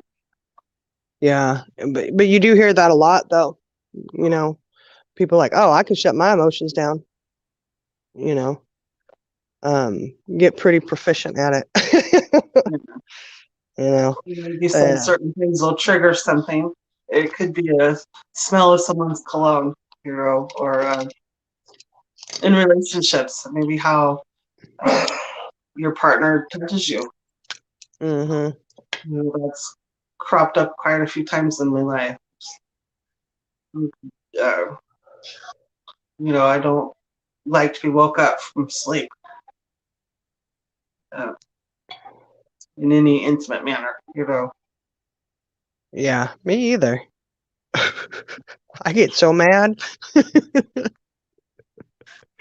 I do. I get mad. You better cut it out. Leave me alone. I mean, even if this is somebody trying to cuddle in my sleep, and just my personal bubble was a little different than a lot of people. Like I'm comfortable hugging and cuddling with grandbabies and my own children, but everyone gets that sense about me that my bubble's way out here. Yeah. It's like my friend started crying, and it's like, here's me like patting her on the shoulder. There, it's going to be okay. Very robotic and just not a huggy person. I have coworkers that are huggy. Yeah. And I explained to them, I'm just not huggy. No.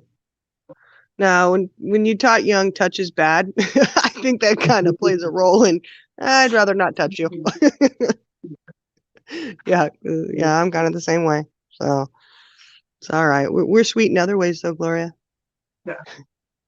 Yeah. I'm not a mean person or greedy or anything like that, but Oh no. definitely have that bubble, and then sometimes my energy is like this.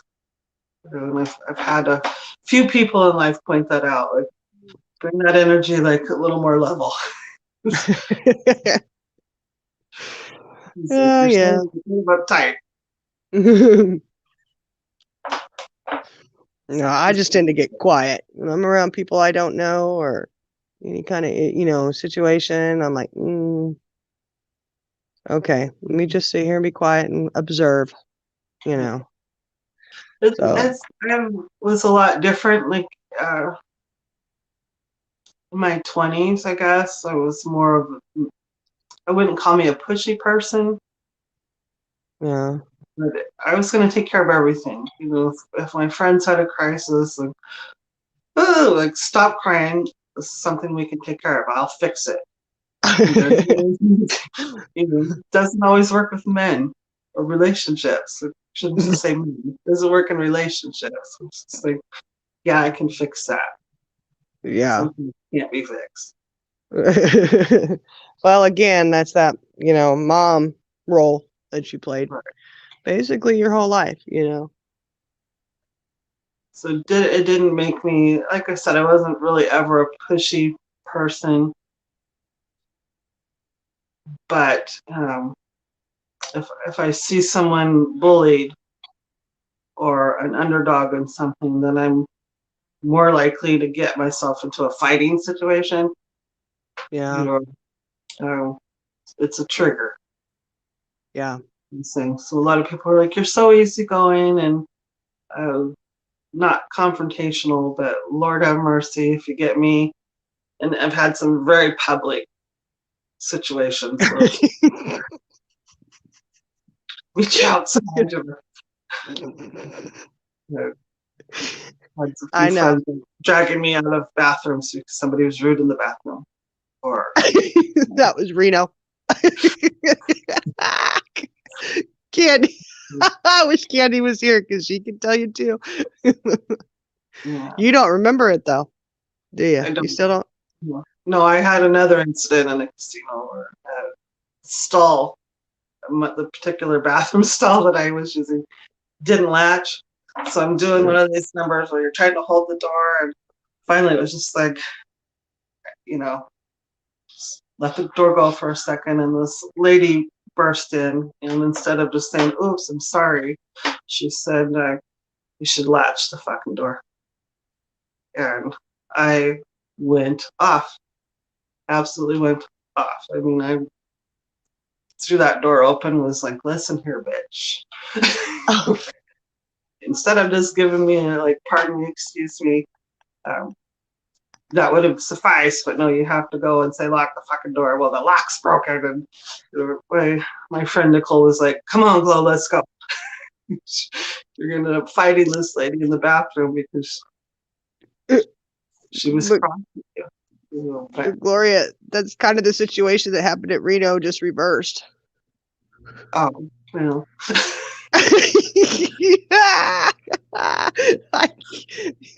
That's why you should lock that effing door. And then the lady said something. I couldn't hear her, obviously, I'm deaf. Whatever it was set you off. That lady would not come out of the stall until we cleared out of there. Yeah. You were. Well, she probably deserved it. I think she had it coming, I guess, Candy and I were like, oh my goodness. Look at that. You remember walking down to the grocery store in Reno? At that night we went, we were so brave, and I was my pregnant self, and we had to switch purses because we had the same exact purses, just mine was pink and yours was blue. You had a pink outfit and I had a blue one, so we're like, yeah, let's switch purses, and I I guess it was a really cool thing because that meant that not all the money was in one spot. I remember because we were going to the store and we had to walk all the way down, and all those casinos and stuff were closed. And all of a sudden, this, so this homeless guy was in the bushes in front of that restaurant, and we couldn't see him because he was in a black, what do you call those coats? Those long, what's the name of those? Like a parka type? Yeah, but there's another name for him. But he was bent over, and then all of a sudden he stood up, and you go running into the street. I'm grabbing Candy, pulling her into the street with us, screaming. And then on the way back, we couldn't have a peaceful time there or on the way back when that couple came up to us begging us for money. Yeah. And there was something there. I think they was going to try to rob us. Yeah. And that trip, we met Jesus. Remember, he was at the corner.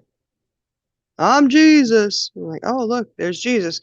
And we found the pawn shop that takes dentures. Yeah. And then there's the, going to get the coffee pot and coffee and creamer. So we didn't have to waste valuable gambling money on cups of coffee for $5. And Teresa was with us then. Mm-hmm. Walking across the street, you had your high heels on. That was the slowest fall I'd ever seen. Yeah, it really was. It's one of those falls that it's going to happen. You can't stop it. And it just plays out in slow motion. And I thought the slow motion was just for me, but no. And it was for the guy in the car that was trying to turn left. Yeah, he honks, get out! Throws his hand up in the air like, what the hell? I said, oh my gosh. Candy and I were like, we were laughing so hard we could hardly make it across the street. You jump up, you fall slow as molasses, but you jump up quicker than a rabbit. And you're on the other side. And then Teresa goes. And by the time we got there, Teresa turned around and shot us the dirtiest look. Oh, okay.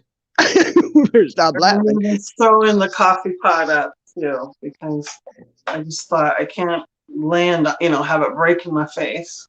It's the only thing I got going on now. Last thing I got going on for yeah. And then you remember when we got to the hotel room, I was like, oh my gosh. You're like, what? And I'm like, oh, look at this. You broke the creamer. The lid to the creamer. Well, I think you said when you got to the other side of the street, you can't wear a sensible pair of shoes to save your effing life. I probably did. Just wear some sensible shoes. Well, you always were wearing high heels, but the rest of that trip, you wore my shoes. Because I'm like you, I didn't wear high heels. Well, the whole shoe issue thing, we should have known was going to be a problem that trip. We should have known at the very beginning that was going to be a problem. Because I remember walking into the casino, into the Silver Legacy, walking in to go check into the hotel, and I'm the pregnant one. Who you wouldn't allow me to carry the coffee pot or the creamer because I was pregnant and I was just cripple, but yet you couldn't hold the door open for me. And you remember it slammed on me and my shoe broke, my little sandal. So we are at that really nice casino, beautiful place, and I'm walking up there.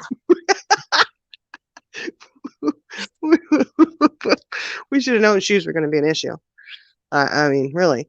It's funny though. I kid you not. Maybe, I don't know, 6 months or so ago, we were flipping through. I had found those pictures, and I was, they're like, "Oh, who's that?" And I was like, "Well, that's Teresa. That's me, Aunt Candy, Gloria." They all knew. Mason comes over and he looks down, and that was I was pregnant with Ronnie, so Mason was only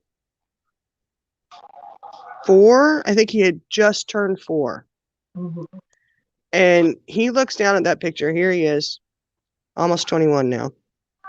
He looks down at that picture. He goes, "Mom, you had shoes just like that." And I just looked at him and I was like, "You remember those tennis shoes?" And he's like, "Yeah." And he goes, "You had some just like that." And I said, "Well, that's funny because those are mine." Because your Aunt Gloria could no longer wear heels the rest of the trip. But, it was sad because you actually did get hurt when you fell. And you were bleeding. So we did feel really bad for that. I live. But you did live. You did. You survived it. But, there is it was nice to go and to be able to see her. It was really nice to close that.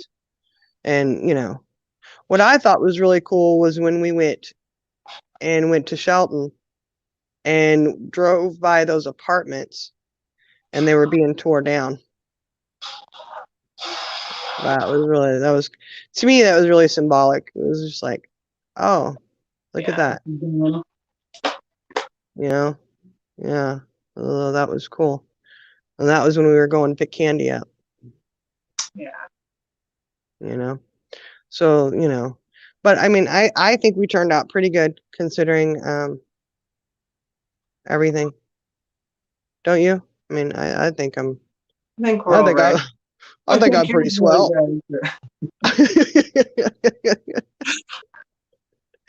Yeah. Have my quirks. I mean, I don't know. I mean, speak for yourself.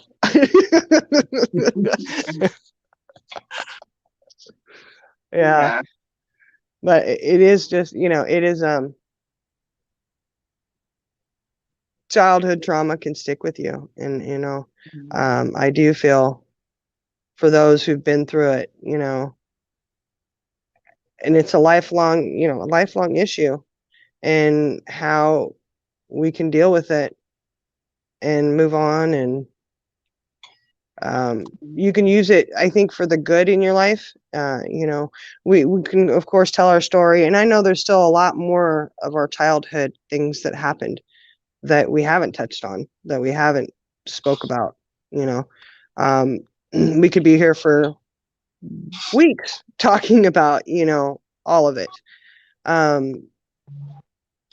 But I know what I wanted to talk about. This is one more thing I just want to touch on, because there was a comment one night, and I know you remember this because I called you extremely upset about it, where it was trying to blame another child for the adult abusing a child. Mhm.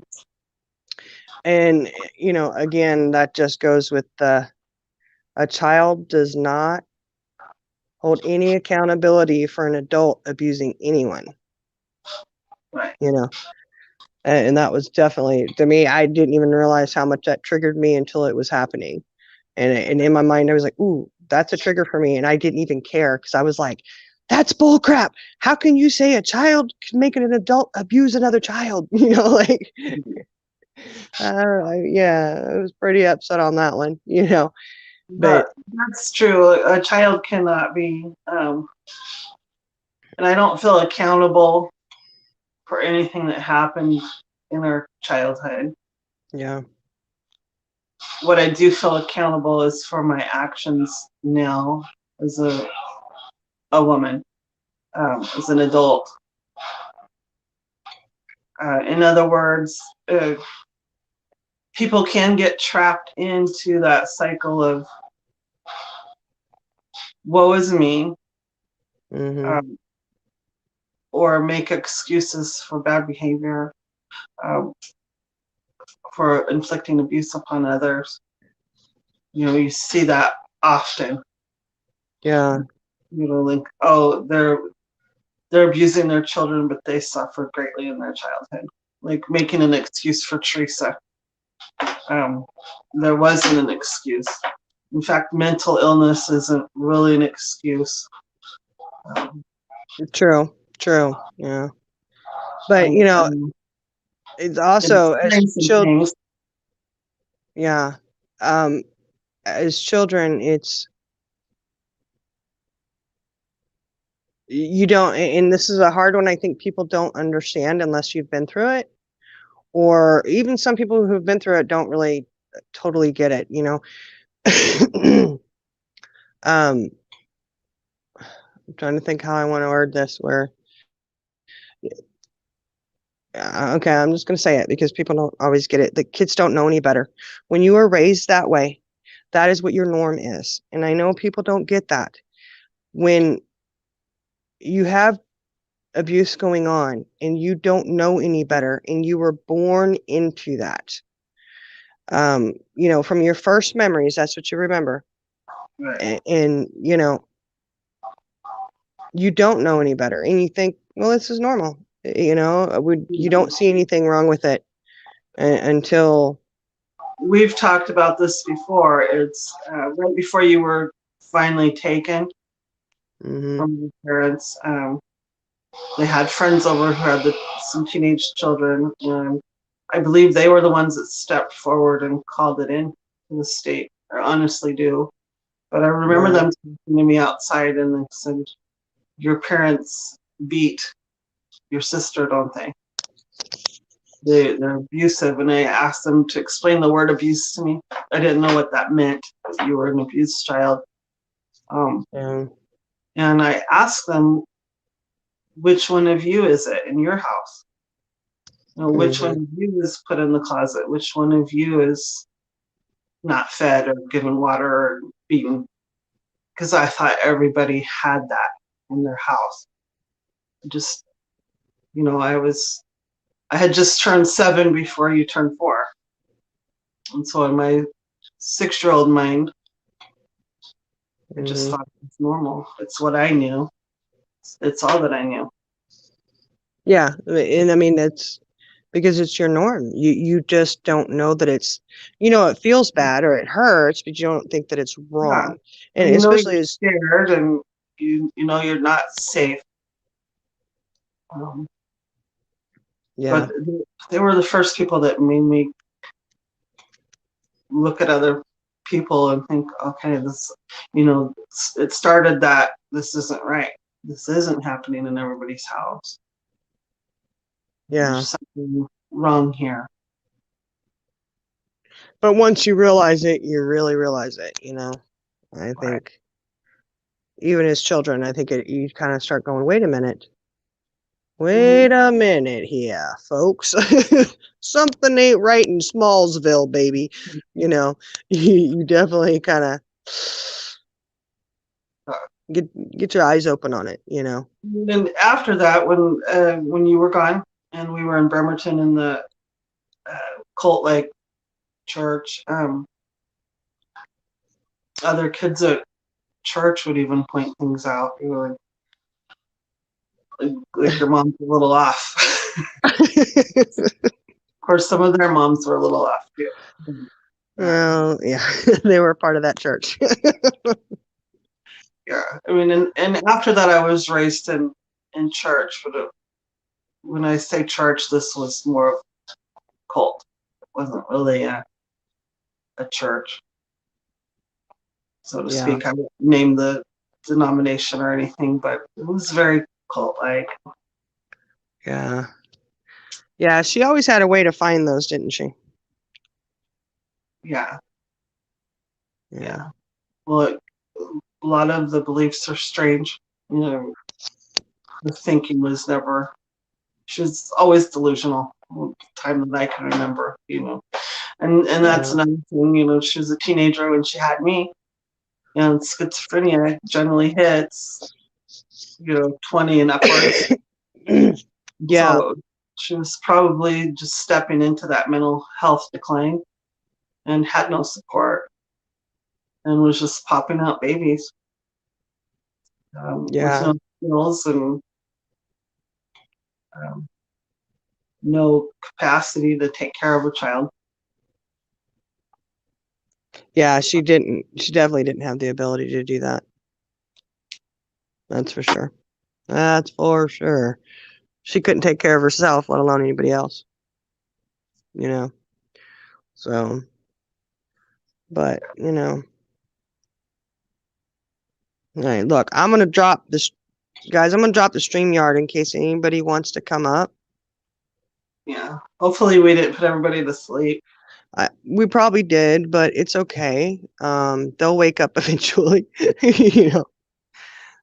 They'll. Let me get this on here. Yeah, Okay. please come up and lighten it up a bit. Yeah, we don't want to end on such a heavy note, trying to lighten it up a little bit, but great. My hand's so cold that it won't.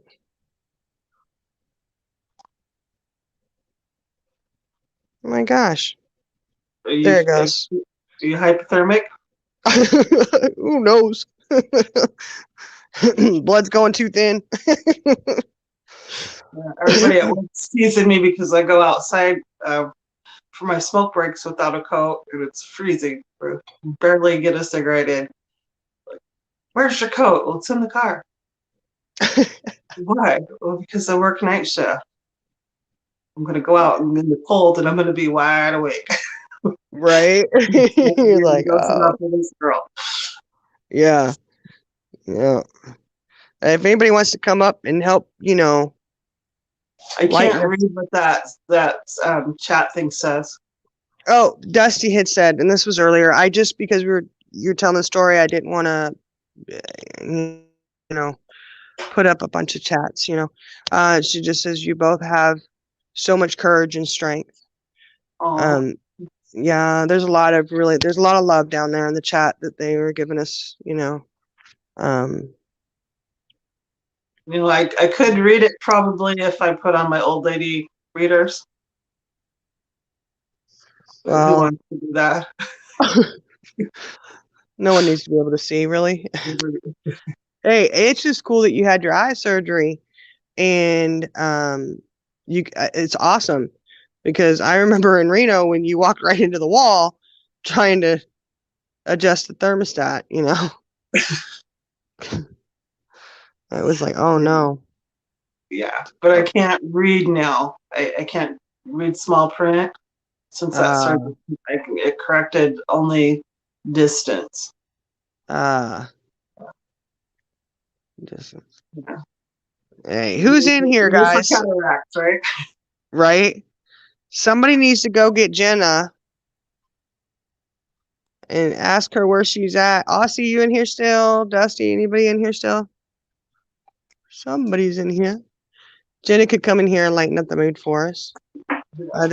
I think she abandoned us though. But that's all right. I'll make her catch this on the replay. Jenna, you have to watch it. No. Yeah, but I would love to have Candy come up here and talk to you if she wanted to. Or maybe not. She's a little, just a little iffy. It's a little iffy. A little concerning there. Go on Candy or something. Yeah. Yeah. It's not quite as eloquent. Poor Candy. Yeah, Barbie's in here. Yeah, Candy. She's the baby sister, but we still love her. Yeah. I No, she's remember a her, one of her school recitals.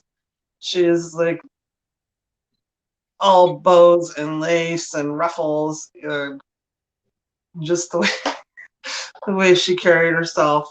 She's sit down, legs wide open, and just stomping in there. It was like I was horrified. I was like, oh, I tried to teach.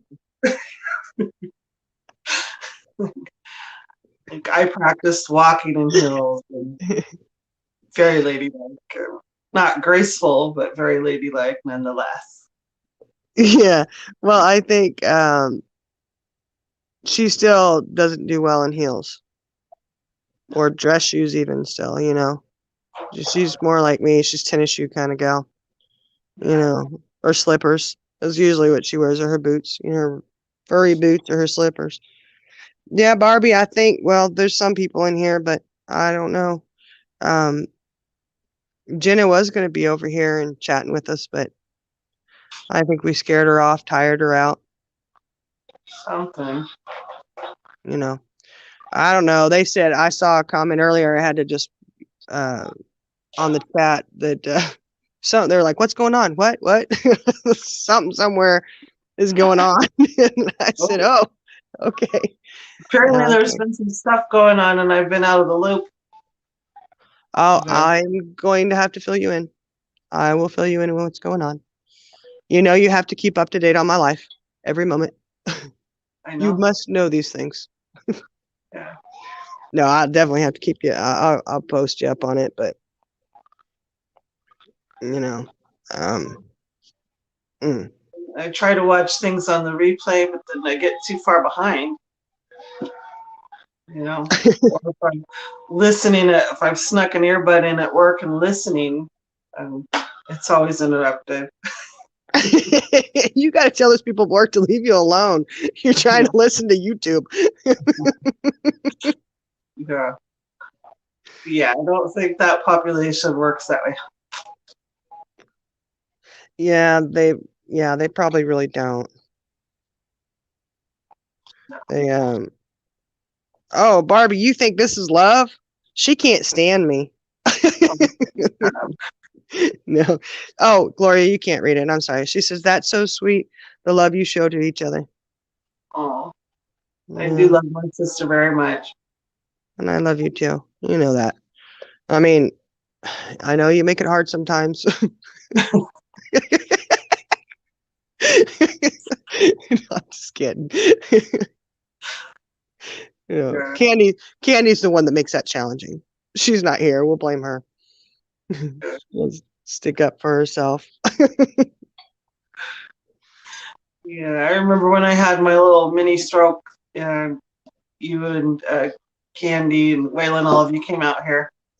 You remember when I scorched the rice? Scorched the rice, and I carried it out to the deck and threw it. And ran up my stairs, all crying. Ah!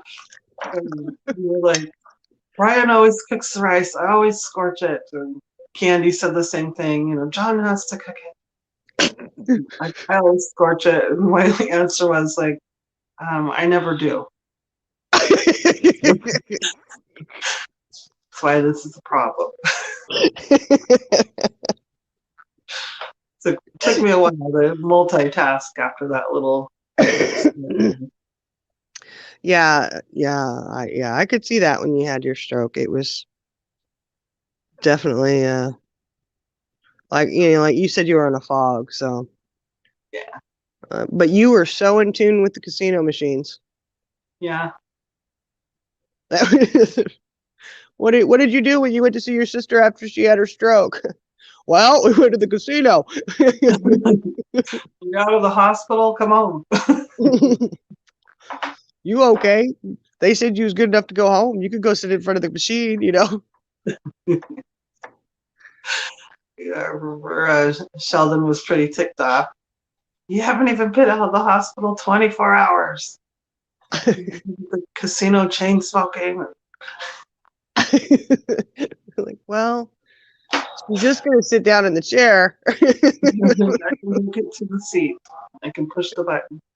Yeah, it's like that's just terrible because it was all of us, Waylon, Candy, you, and me. All four of us were like, "Let's go." You can't feel the side of my face, but I'm here. Don't let anybody look at her right side. That's when you wish that COVID was there. You could wear a mask to hide your stroke face. Like you could hide that. Never did get the droops. Yeah, I wasn't paralyzed. I just couldn't feel the face. yeah. Hey, Jenna, we're back. You want to come up? Can you see the link up there? I mean, link. Leak. Oh no, nobody's gonna know what a link is around here. I'm gonna have to say leak. You have to say leak. It's that crowd. Yeah, it's that crowd, man. That's how we roll.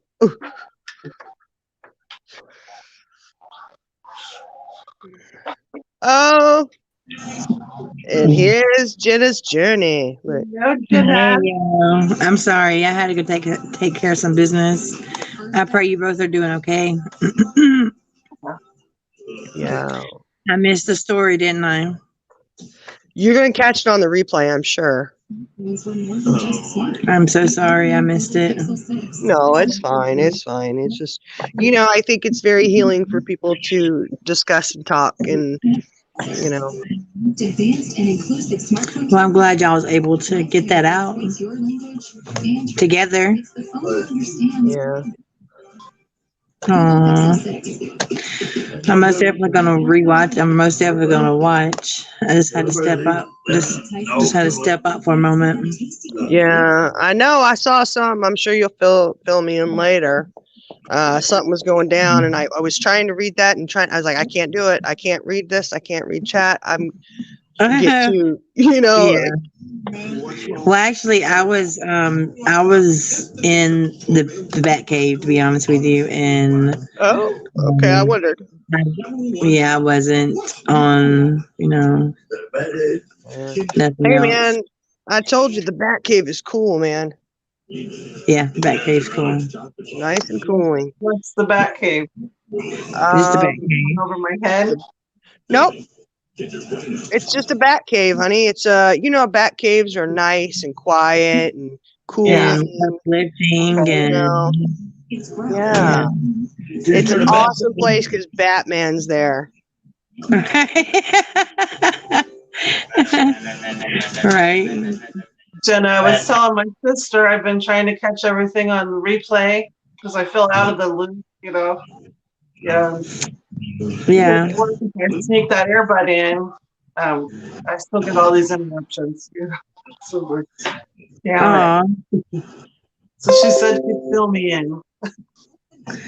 Yeah, it's been kind of crazy. But kind of caught that with I think it was Let's Chat a Little. Yeah. Confused. I'm like, what is going on? Yeah, it's been kind of crazy. You've been working?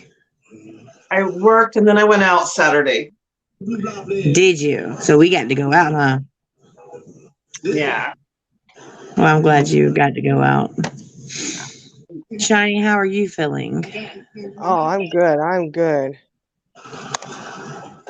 Oh, Country Christian did not know we were sisters. Yes, they're sisters. You Crunchy Chicken. I'm just gonna say it. Crunchy Chicken. You want to come up? Yeah. She probably didn't realize. Andy up here, our baby sister. You'll see how much her and Rebecca look like. Yeah, I need to see that. Well, we sound a lot alike because I remember after we got her back to Virginia. Well, I got her to Virginia. Here comes Country. Crunchy Chicken is in the house. Hey, I didn't really know that you guys were sisters until tonight. Oh, really? Oh, I didn't. This. I didn't. I was back and forth, and I apologize about that, Shani. I really Oh, am sorry. no, you're fine. Look, man, my sister, she doesn't like to tell people that she even knows me, let alone I'm her sister. Y'all are both beautiful. Y'all are all beautiful. Well, it's good that you guys are communicating, getting along, because I don't have it with my sibling, Oh, and that's another story in itself. So, Yeah. but I'm glad you are like this. yeah. You know. Yeah, I think even though we were separated for most of our childhood and 25 years we were separated, that bond never broke. That's good. That's really good. And I do know people that have reunited with siblings after separation that don't have that. Yeah, I'm not gonna make y'all retell the story. I have to go back from the start and rewatch it. We didn't talk too much about reuniting or anything, but that'll be another day, I suppose, because that's another whole long story, you know. Aw. But I do know, when we finally got Candy back to when we got her to my house in Virginia, my father-in-law had called and she answered the phone, and he was so convinced it was me that when I got on the phone, he actually said to me, "Are you fucking with me?"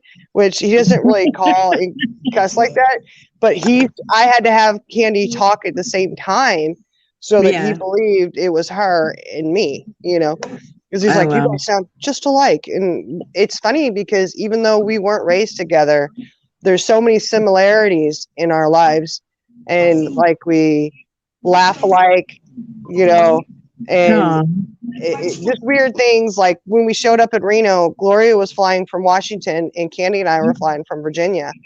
And we Yeah. get there and it's like, oh my God, we had the same exact purse, only mine was pink and hers was blue. You Aw. know? And even now, like with my niece, her daughter, there are things because okay, she has children close to the same age as mine, okay? Yeah. But our girls, I'll see something, I'm like, oh my gosh, Sadie Ann's got the same thing, you know? And it just cracks me up. Like, it's like, oh, look at that. Aw. So how long was y'all separated? 20, 25 or 26 years. yeah. We reunited in 2003 and we got separated in 1978. Oh my word. That's a long time. Look, Star Girl said she was here representing y'all. I'm glad somebody was here because I wasn't here. I was been going. Yeah, I ain't gonna bring that up here, but I was in the back cave. Yeah. Well, that's all right. I mean, you know, sometimes we all need to go to the back cave and. My husband asked who separated y'all like that. What? He said, Oh. "How did y'all separate?" Oh, I'm okay. sorry. Oh yeah, you know, okay. We kind of touched on it. Well, just because of the way the situation was, and back then, nowadays it wouldn't happen because if one child is getting it, everyone is removed. Okay. But back then, it was because it was the physical abuse was so bad, and lack of nutrition and all that kind of stuff. They went and removed me, and they swore up and down that the other ones were okay, so they left them. My four siblings got, for another 5 years they were there, so I was adopted and everything was good, and then for them it was not. So that's how that happened. The caseworker swore up and down, oh, they're good, it was just it was just her because she reminded her of someone and she was the scapegoat, yada yada. So Oh wow. I am so sorry. I don't The know. Well, main thing is that y'all are together now. we always try to say like because our younger sister Candy, when we're out and about together, people are like, "Oh my gosh, you guys must have caused so much trouble growing up together." And we look at them and go, "Oh no, no, we didn't. I didn't even know her like that." No, You know, and they're he's like, sure "You making guys." up for it. Yeah, they don't realize, and they're like, "Oh, you weren't raised together?" No. Oh wow. Yeah, because we've done some really immature childish things when we've been together. Um, Don't feel bad. I think we all have. I I pushed think we all done that. I pushed Rebecca through a Walmart one time when she was in a wheelchair, and she was, her hair pinned back in these barrettes and all of her curls out here, and she was like, and we were standing in the line, and one thing that she did is we pulled up to the lingerie, and she grabs like the tiniest piece of lingerie, and she's like, "Picture this," holds it up to herself, and so we're going to pay for our things, and there's a man standing in front of us, and she just reaches out and pinches him on the butt, and Oh, shining. he turns around and she gives him a wink, like, "Hey." I can imagine her doing that. Yeah. Well, Maybe things we shouldn't have been doing. that's why I said nobody could have handled us all together. There's just no way. I mean, we went to Washington. We were at Sue's. Remember? We went out there picking up Yeah. Jared. And lo and behold, what did we find in the garage? Wheelchairs. Notice I Oh, said man. plural. Plural. Okay. Wheelchairs. What do you think? What do you think happened with those? Yeah, I was Well- racing them. Yep, we found out which one was the fastest.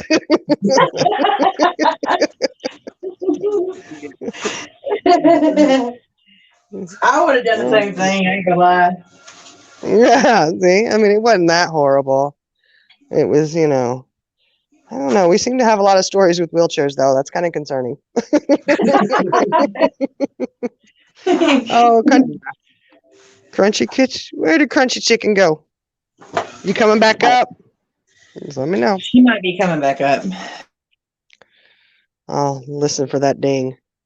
Ding, And ding, then ding, we made up for fighting a little bit. Then we got into one big fight, and then what was it? A year we didn't talk about. Well, it wasn't it was- really. I don't know if it was just. It was a bad situation.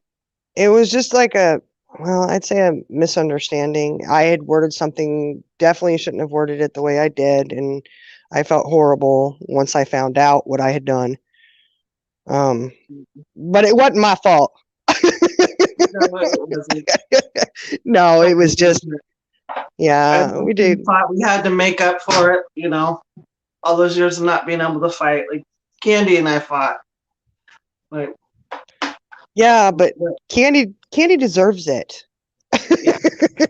Aw. Yeah, she's not here to defend herself. Yeah. Yeah, she would probably tell you, yeah, I had it coming.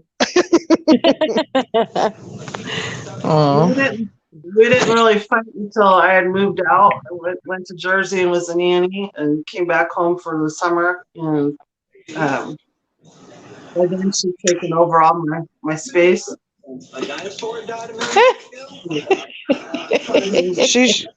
She should have never done that. No, so I remember I was crimping my hair. Do you remember the crimpers? Yes. My hair, and she got into my space where I did my makeup and hair, and I took that crimper and popped her over the head with it. And Oh no, that's not for good. the first time she popped me back. Oh, wow. No, she didn't. Very good. And yeah, and then she stole one of my bras. A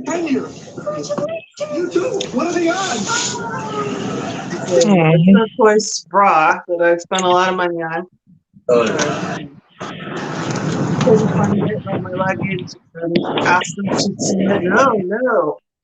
And she was down in the bathroom washing out the tub and in a white t-shirt, and I could see that turquoise bra under that shirt. Reached out and I grabbed the bra and pulled it back and snapped. And she's like, ah! she was busted. She should have never done that. What is it now? What? What's what? You said she should have never done that, and I was like, "What's what?" Oh, Well- my baby sister stole a bra from me when I had already left home and come back, and it was an expensive bra, and she denied it. It was turquoise, and I just knew she took it. But anyway, she was in the bathroom scrubbing out the tub in a white t-shirt, and you could see that bra. So I snapped her with it, but yeah, she was totally busted. No pun intended. You busted the busty. I didn't have hardly anything to put in a bra then. So how she fit into it, I don't know. But I ended up giving her a lot of clothes and before I went back. Yeah. Well, I know she when the three of us get together, it's bad. Like my husband runs and hides. Yeah. Charlie said she was busted in more ways than one. Yeah, she was. She was. But yeah, my husband's like, what was it? We had family over and Gloria and I were sitting out back and they said, how on earth do you handle the two of them together? And Brian says, oh, I lay pretty low. And he said, but if you put your younger sister with them, he goes, I never come out of the room. Jenna, you came back. Yeah, I did. I pushed the wrong button. But I was gonna say don't laugh at the way I spelt in the back room. Because Yeah, I seen that. I didn't want to say anything. yeah, I just wanted to come on here and show y'all love and support. And I'm sorry I missed your live. Oh no, that's okay. I'm gonna rewind it and watch it. Y'all are all amazing, and I love you all. Love you too. You're amazing, Jenna. We love you, girl. Thank you. But I gotta jump off and try to clear my mind a little bit. But really, Shiny, you're amazing. You really are. I want you to know that. She is. Thank you. But I think you guys are amazing. You guys are awesome. No. No, yeah, you are. Don't say no. No. You know it. Oh, But I love y'all. I will talk to y'all a little bit later. I just gotta relax my head for a little bit. I got a pounding headache. Yeah, you need to go meditate that one out. Yes. I love y'all all. I All love right, y'all love you. all. Love you too, Jenna. Get you some rest. I am. Bye. Bye-bye. And folks, that was Jenna's journey. Y'all go check her out and show her some love. I think everybody on there does show her love. I know. That's why it's so funny. You know, just being fairly new to the panel and things on her page there, I've experienced just such warmth and kindness from everybody up there. Pretty Thank amazing you. group of people. Pretty amazing. Yeah, I think so. I really love all of them. There. Look, MC Lick Lick. says, Shiny, can I adopt you? Of course you can, MC. Of course you can. I'm up for adoption. Yeah. It's always good to meet people that are just good-hearted. Yeah, well, we really have a good group over there, Gloria. It is, very It's not. Like, It's not raw. It's not nothing negative. I mean, we've got a good group of people, and we'd rather keep it that way, you know. And I'm trying to think of what else to say. I'm just gonna come out and say it. We just got a good bunch. we yeah, do. we do. I think, like I'm so obsessed with the Summer Wells case, and I have been like since the beginning. Um, so I go on a lot of panels that discuss that, and it is nice just to take a break from that and have some laughter and prayer. Um, sometimes I get so heavy-hearted with that little girl's case. It's good just to have somewhere to go. Yeah, good. It's not just so bogged down. Yeah, and that's exactly what, Jenna's goal is for it, and it's awesome because the group that we have, that quote where they say, if you see someone's crown tilted, don't say anything, just help straighten it. And I really believe that's what we all do for each other. And it's just really awesome, where when somebody's feeling a little down or something, everybody do, um, it's really cool. It's really nice to have that. Yeah, and just to have people's back. Mhm. I mean, it's good that we all have each other's back and that we love one another. And um, it's just I don't know how to explain it. It's just I It, go ahead. I was just gonna say, it's just loving and uplifting, and it's not that we don't talk about hurtful things or things that are bothering someone or something like that. We do. It's not all laughter all the time, but we definitely try to keep the negativity away because that's toxic, you know. So there's a difference between negativity and life issues. And some people I think may not understand that, but it's okay.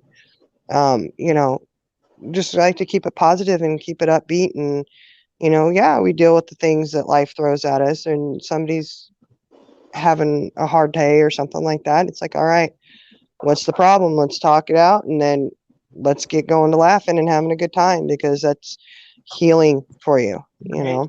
Yeah, like I said, I get so involved in the summer case, where my heart just hurts, and I pray every day for that little girl that Yeah, there's justice, or that I would hope she's found safe, but I pray every day that she's found regardless. And but you're confronted with such evil.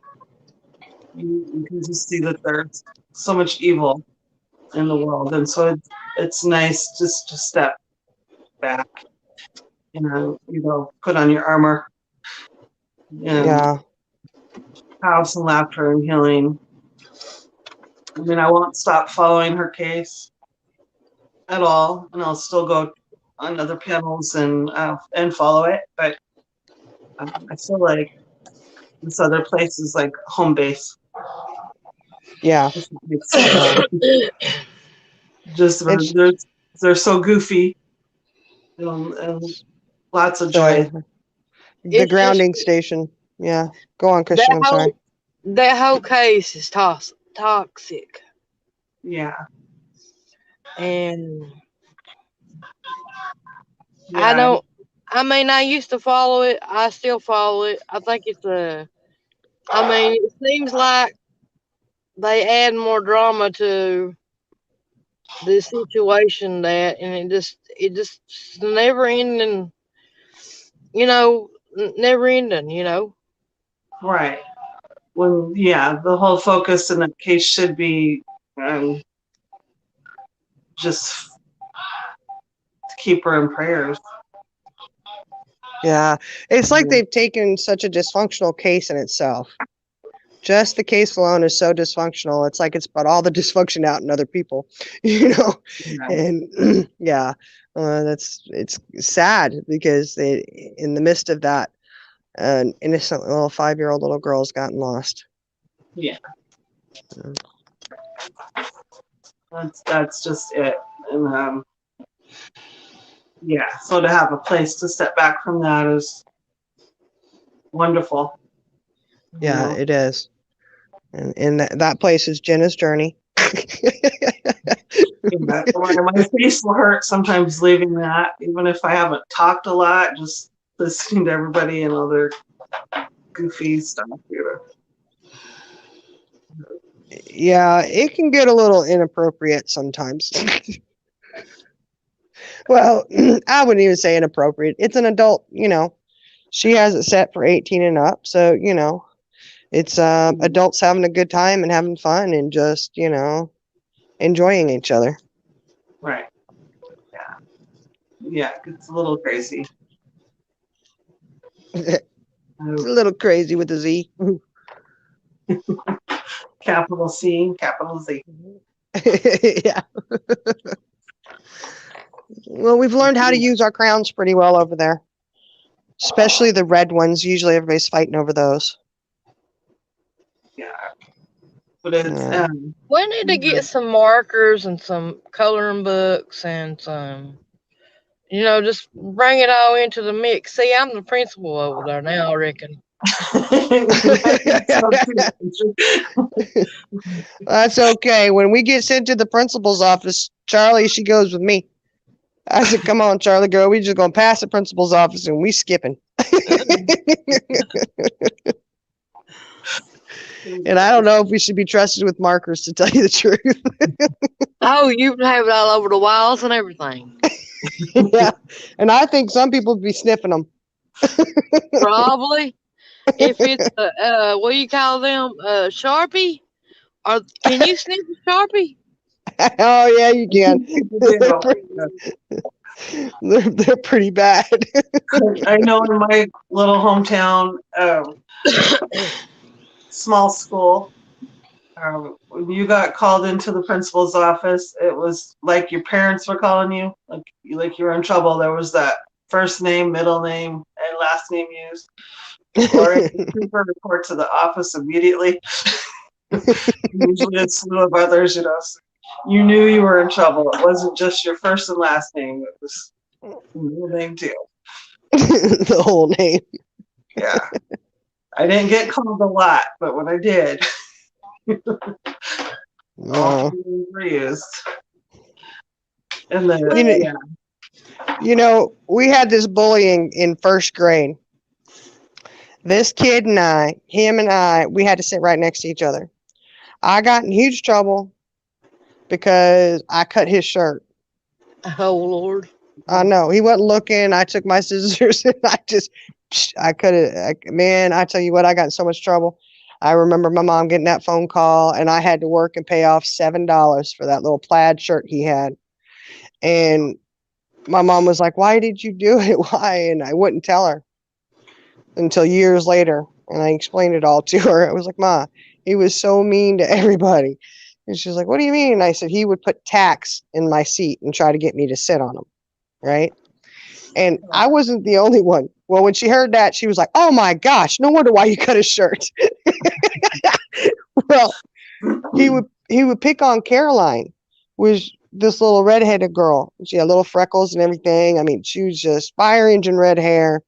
And so, he would go around thinking he could just bully us, and we were sitting at the back table doing some kind of craft or something. And there was a stapler there and he was over. Now tell me if this makes sense. Okay. He's over there just being a butthead. And I just looked at him and I said, if you don't leave me alone, I'm going to staple my finger. Does that even make sense? Like And he just looked, he's like, yeah, you won't do it. You won't do it. I said, yeah, I will. And he goes, hey, you really didn't think I was going to do it. So I did. Phew. I didn't flinch. And he just looked at me. I will never forget that look. He was horrified. And he went and got the teacher. Ms. Mercero, come here. She stapled her finger. Mind you, I stapled my left finger, index finger. Okay. And she's looking at me and she's looking at him, trying to figure it out. And he's like, she did. He's standing there pointing, like he's freaked out. Bully. Hey, look, she said, show me your finger. So I held up my right hand above the table. My left hand stayed in my lap. I wasn't stupid. And I said, see? And she looked at me and she said, okay. She said, you go over there and go sit down and just make sure you don't staple your finger, okay? I don't see anything, but okay. Do you know what? He never messed with me or Caroline again. I think I've shared my bully story. When I started school, I was in the 6th grade when I was with my adopted family. And this kid bullied me, and I fought back all the time. We just said awful things to each other. And I was at this church meeting. It was called The Glow. It's a group of women from all different churches. And the speaker had come through, and she'd had a similar childhood to mine, and I had read her book, and I was really excited to hear her. Kind of similar to Joyce Myers. Uh-huh. And as soon as she gets up to the pulpit, she points and she says, you with the dark hair. And my adopted sister stood up and she said, no, the other one. And points directly at me. She said to me, the Lord delights in the fact that you hide in him as a child. He's very happy with that you look at him as a parent. And he says, there's someone that speaks harsh words to you, and words hurt you more than you let people know. They wound you, but in retaliation, you speak to kill. And just, the Lord wants you to know that if you just stop and let him do the battle, you'll win. But as long as you're retaliating, it's going to blow up in your face. And she said, I tell you this for now and for your future. And she gave me a scripture, which is in the Psalms. Thou art my hiding place and my shield. Depart from me, you evildoers. So I shall keep the commandments of my God. And so I really took that to heart. It really just touched me. Yeah, and so the next time I'm in school, he started to scrap. And for some reason, because our last names were similar, we always ended up assigned lockers next to each other, assigned CDs. It was a real problem. And he started in, and normally I would bite right back. And that day I started to cry. And I would have never let him see me cry. That just wasn't in me to do. But I just had these tears rolling down my face, and I said, I'm done. You won. And I wasn't a popular kid by any means, but every jock, every popular boy in that school circled around him. And the most popular, handsome boy, he said, if you ever have anything to say to her again, you say it to one of us. We'll be the mediator. You're not to even speak to her. That bullying stopped. But that's my bullying story. And I have held that. It's still hard for me. If somebody speaks harsh, my natural inclination is to fight back. But I have found if I just let God do the battle, I do win. Yeah. That's awesome. That's awesome. Really awesome testimony. And another thing too, I've been bullied too when I was growing up. I was always a heavyset woman or little girl. and they would pick on me. And yeah, mine's basically similar to yours because there was these jocks. Well, I call them jocks. We was in elementary school one time, and a neighbor from up the road was bullying me and saying I was fat and all this and stuff like that. Well, here they all roll in and was ganging up on this little man. Well, he ain't no little man. He was trying to be and a few more. Uh-oh. Oh no. She just, where you at? Let me go. What does it say? Jenna's journey. That's her link to her chat or to her page, her panel. You know, Sorry I about gotta, that. you know. That's okay. I pressed the wrong freaking button every freaking time. Lord forgive me for saying that. But yeah, mine is a lot similar to yours. I mean, and then when I got in high school and everything, I'm gonna tell you good in here too. While we're talking, there was this. I gotta turn the radio on. There was this guy that I had a crush on in elementary school and in high school, kind of sorta. Anyway, make a long story short, I weigh about 200 pounds, 250 pounds then. I don't know how much I weighed back then, but I was a heavy set girl like I am now. And he picks me up with his upper body strength, picks me up and twirls me around on his shoulders. You know how you Aw. grab somebody on your shoulders like a bag, like a sack bag or a sack of Yeah, potatoes? He yeah. done me that way and twirled me around. Well, I get called to the principal's office, and I believe it was just a joke on their part, just mess with me. But I didn't get in trouble. I didn't have nothing really to do with it because it was all basically on him. But yeah, I've been picked on too, and you're not alone. You're not alone, and you gotta let God fight your battles. He don't, you know. Yeah.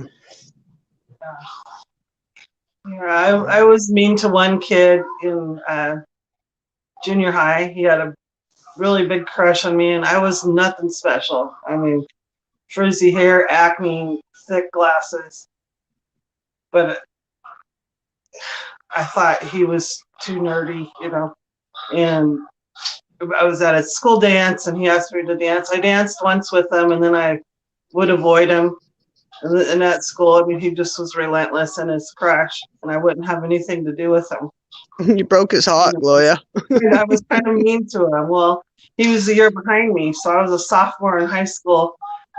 He come walking into school, fine man. He had changed from junior high, and so that it was his turn. He didn't have anything to do with me. Lessons learned, But, Well, I'm gonna tell you how I met my husband. I know this is probably kind of a different subject to be talking about, but me and my husband went to school together. He was a senior and I was a freshman, and he would not hardly talk to nobody.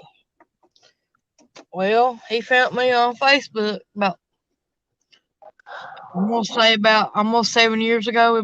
We'll be together 7 years in April. oh We've wow. Aw. been together 6 in May. And honest to God, you wouldn't have thought that he talks the way he talks and stuff. But he was not like that in high school. He was always backward. He would always be shy, wouldn't hardly talk to nobody. Had a long, curly, like a hippie kind of type guy. But he's turned into a real decent young man, a good man. I've got a Awesome. good, Aw. godly man. I sure do. Good. Yeah. That's awesome. That is, yeah. I mean, I was pretty awkward and shy in high school, but And I mean, to me, and this is me. I was in special ed. I hung out with all the people. I didn't have no type of friends. I didn't hang out with no cliques. I'm still like that now. I mean, and you would, to me, back in the day when people were, getting their scholarships, making good grades, this is what it's like up here. It is affected not the pandemic, but the, how you put it, um, epidemic, the drug epidemic has killed these, hurt these people that has, done real good in high school and everything like that, and they've got out and done what they want to in life. And Shining, you can shut me up anytime you want to. No. No. What are you talking? Keep talking. You're up here. I know, but I don't want to disrespect you. This is your You're channel. not. No, you're no. Look, we've got to always. My goal is, unless something happens, because I do have 12 kids, so there could be an emergency. But um, I always want to leave on an up note because, like I've said, DV&SA is a very heavy subject, and I would, I Yeah. just want to open up panel, discuss whatever, have a good time, leave it on that upbeat note. Continue. And you guys are overcomers through this. And you will, anything that is, I've suffered from it myself. We can overcome. We're all overcomers through, I want to say, through the blood of Jesus. Yeah. But that's about all I've got to say on that note. But I mean, it's just the way I think about it is, just don't let people take advantage of you like I have. And I've let a lot of people take advantage of me. And I don't condone it. I mean, it's really uncalled for. Right. Yeah. And It now is. I feel like I'm gonna take over your channel because I'm gonna. You're not. You're just chatting.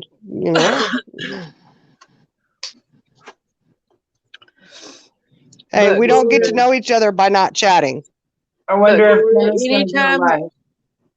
do what now? I said, I wonder if Jenna's going to do a live tonight. Probably not. Probably not. If she does, it'll be a surprise, and we won't know nothing about it till it happens. Yeah. Yeah. I mean, She got that headache going, and yeah. Yeah. Yeah. so Gloria, what do you do now? Do you work or anything? I do. For the last 30 years, I've been a nurse's assistant, certified nurse's assistant. Yeah. Yeah, I've worked 20 years, almost 20 years in the hospitals.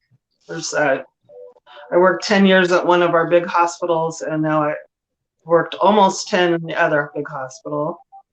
And this summer, I switched roles, so I work as a mental health associate down in the ER department. So I work with the psych patients that come in. We have a huge homeless population, a lot of drugs, huge drug problem. And so it's a lot of that population that I work with. And I enjoy it. Well, do you have any information on to get the certification to be like a drug counselor?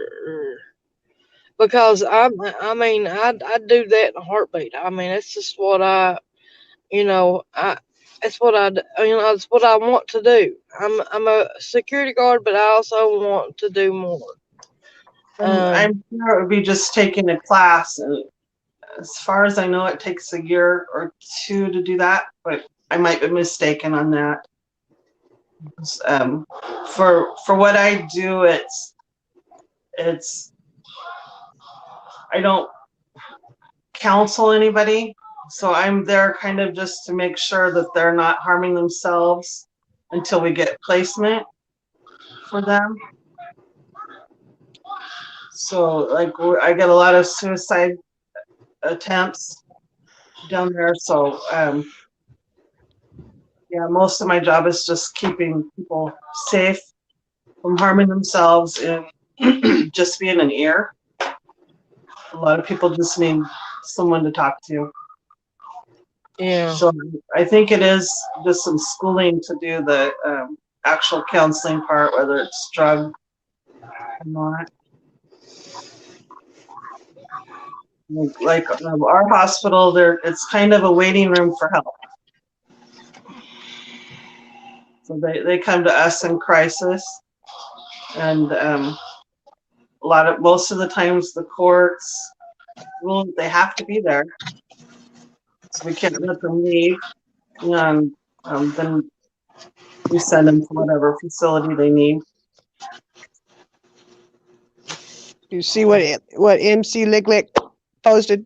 You can't read it, can you? No. She says, "Shining, I feel I could come cuddle with you, but don't think all your kids or your husband would allow me, especially if your kids sleep with you." Then she says, "Gloria, are you in same state with your sister? And how old are you again, Gloria?" Oh.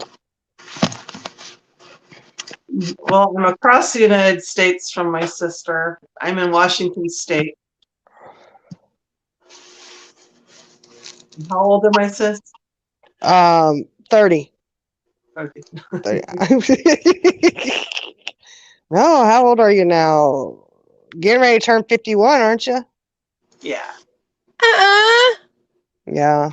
Yeah. I told No, you she's much older than I am. Hold it here a minute, Shiny. Do what? I said, hold it here a minute, Shiny. I better be quiet. Better be good. She's about ready to dox my age. Look. We're 3 years apart. Oh, okay. Well, my sister And both doxed of me. our- Thanks. Both of our birthdays are in March, so So for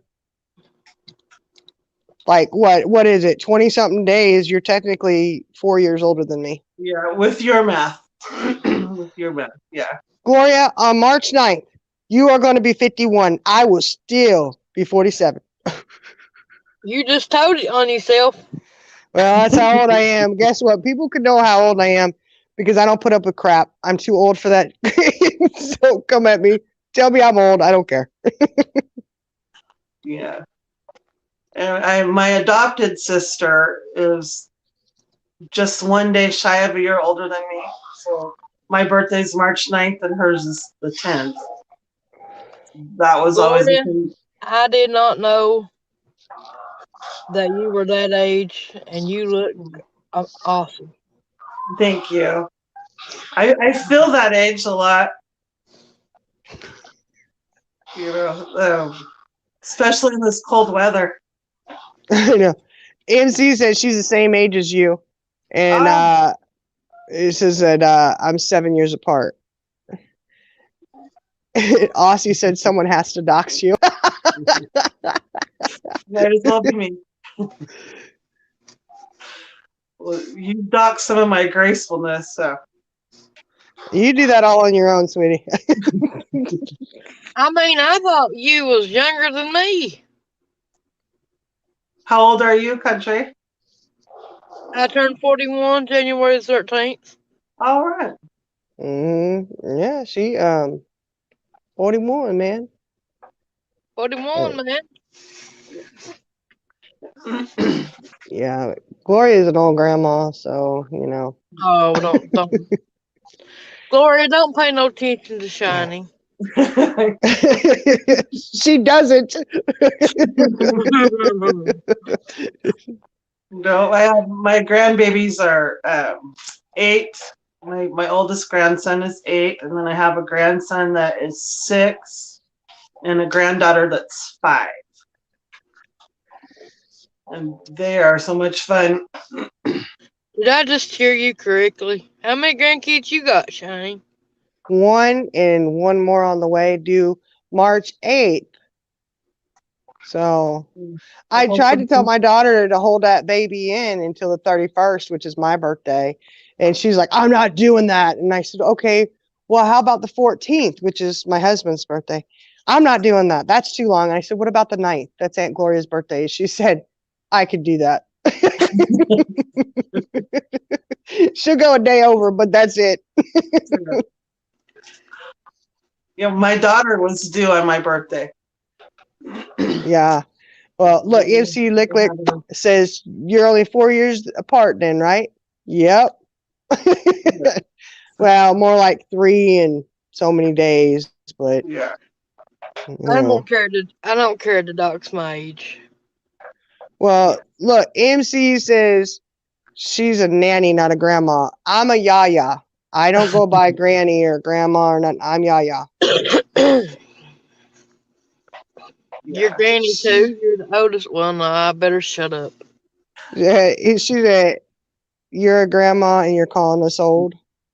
Man, look, I know I'm getting up there. It's all right. I mean, I can't help it. I can't help when I was born. Now, you know what? I am proud to be the age I am. I'm good. I'm good. But my grandbaby's so beautiful. I'm gonna tell y'all, she's the sweetest little thing. My daughter sent me a picture of her today, and I hadn't been feeling good, so I hadn't been going over there like I was. She's like, she misses you. Sends a cute little picture of her looking at. It looks like she's looking at me. It's like, yeah, you need to come over here and cuddle me. How old's your grandbaby? 4 months old. Yeah. She's cute. Just bring her to me. Bring it to me. She's a little lovey thing too. And I tell her how beautiful she is, and she just smiles. Big old grin. She's like, I know, Yaya. You got me, Yaya. And you know why I said I was gonna be called Yaya? Why? Because I know when that baby cries, Yaya, she's gonna be calling me every time. Those other grandparents, Do they live close to you? Yeah, they live about 45-minute drive. Yeah. So out here in the country, that's close. Mm-hmm. Aussie's a nana. Look, she's a nana. Now, honey, that woman right there don't look like no nana. No, she doesn't. And look, MC said, so both of you are born in March. Yep, that's true. So I'm a nana and I have one little girl. Yes, mine is 2. She'll be 6 in April. Yeah, I have 2 in April, 2 of my kids. The funny thing, though, is that our birth mom is born March 30th was her birthday. Mine's March 31st. And then my son is April 1st, which I thought was pretty cool. Check day, baby. I didn't mean to say that, but. What did you say? I said check day, baby. Oh, yeah. Didn't mean that in a bad way. I thought that'd be. Look, Aussie's April 10th is her granddaughter's birthday. My daughter's birthday is April 11th. My niece is the 10th. And then Mason is the 1st. My son is the 1st. Which, funny story, when I had him, because it was April 1st and he was a month early, I called a friend and I was like, oh, we had the baby, blah, blah, blah. And she's like, yeah, whatever. Ha, ha, ha. April 1st, April Fool's Day. And it wasn't until he made a noise. And she's like, oh my gosh, you really did have him. Everybody thought it was a joke. So you were born on the 31st, and Gloria, you was born on the 9th? Yeah.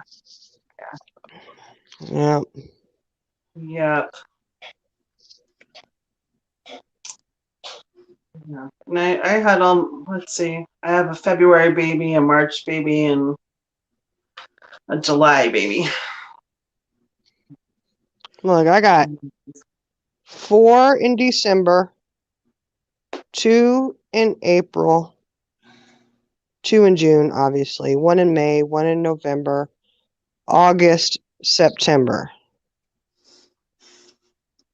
Do I get everybody? I think so. 2 You in don't have- April. Yeah. The number of kids you have is too far for me to add.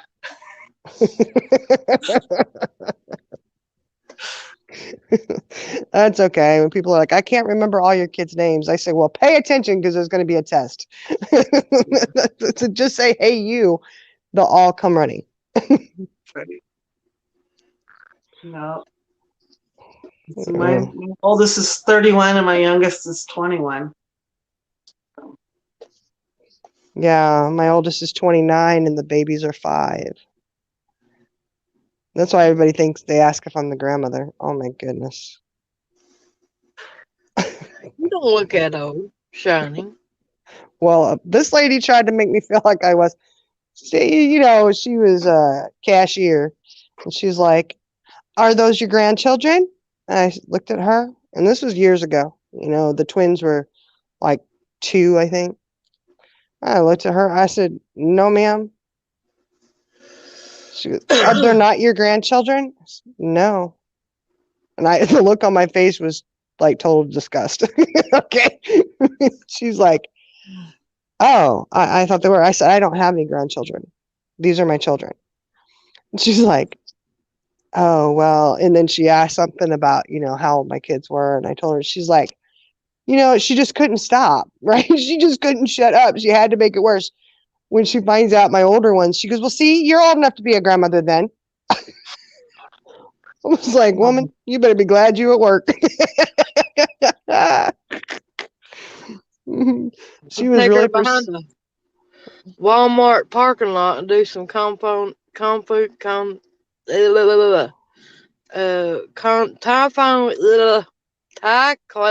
never mind. Taekwondo. Yeah. Yeah, she probably, I'm thinking as offensive as she was, somebody probably did deal her out that day.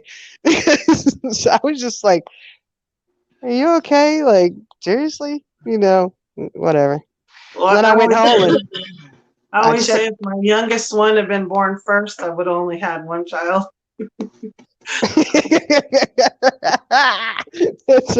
That's what I tell my younger ones. I always call them the older set and the younger set. And I always tell the younger ones, you know what? If any of my older ones had been anything like you, I would not have done this. I wouldn't have had more. My youngest child arrived into the world in a 12-minute span. I was taking a shower at 5 minutes after 12. And long story short, I ended up going to the hospital. I gave birth at 20 minutes after 12. Had him in my arms. So I always say he was in a hurry to get here, and he's still in a hurry. He's just 100 miles an hour. He's still, he does everything fast still. Yeah. And it's okay. You gotta love him, man. Yeah, so after his birth, I was like, no more, huh?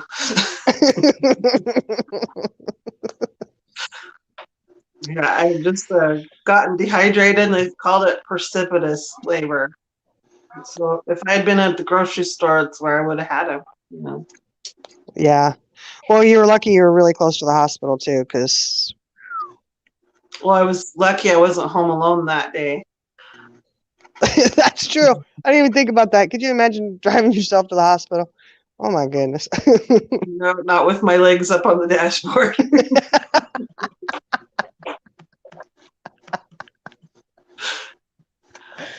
I could go so many places with that, Gloria, but I won't.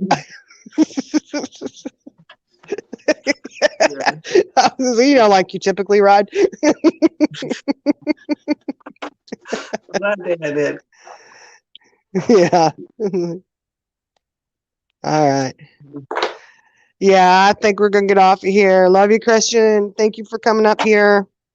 Love you guys in the chat. Thank you for coming and hanging out with us and listening to us, really go ahead, Gloria. Oh no, I was just looking at this chat or trying to, but I can't read it anyway.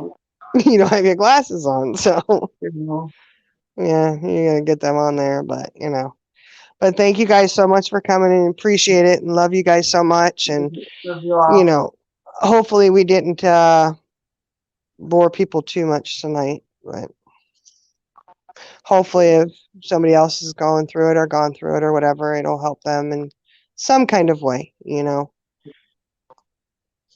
So, and I hope maybe it helped you, Gloria, a little bit. It always It seems to did. help a little bit every time you talk about it, It did.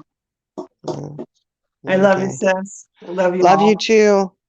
Love Okay, you I'm too. blowing another kiss. All right. Mwah. Love you guys. Thank you so much. Good night. Good night.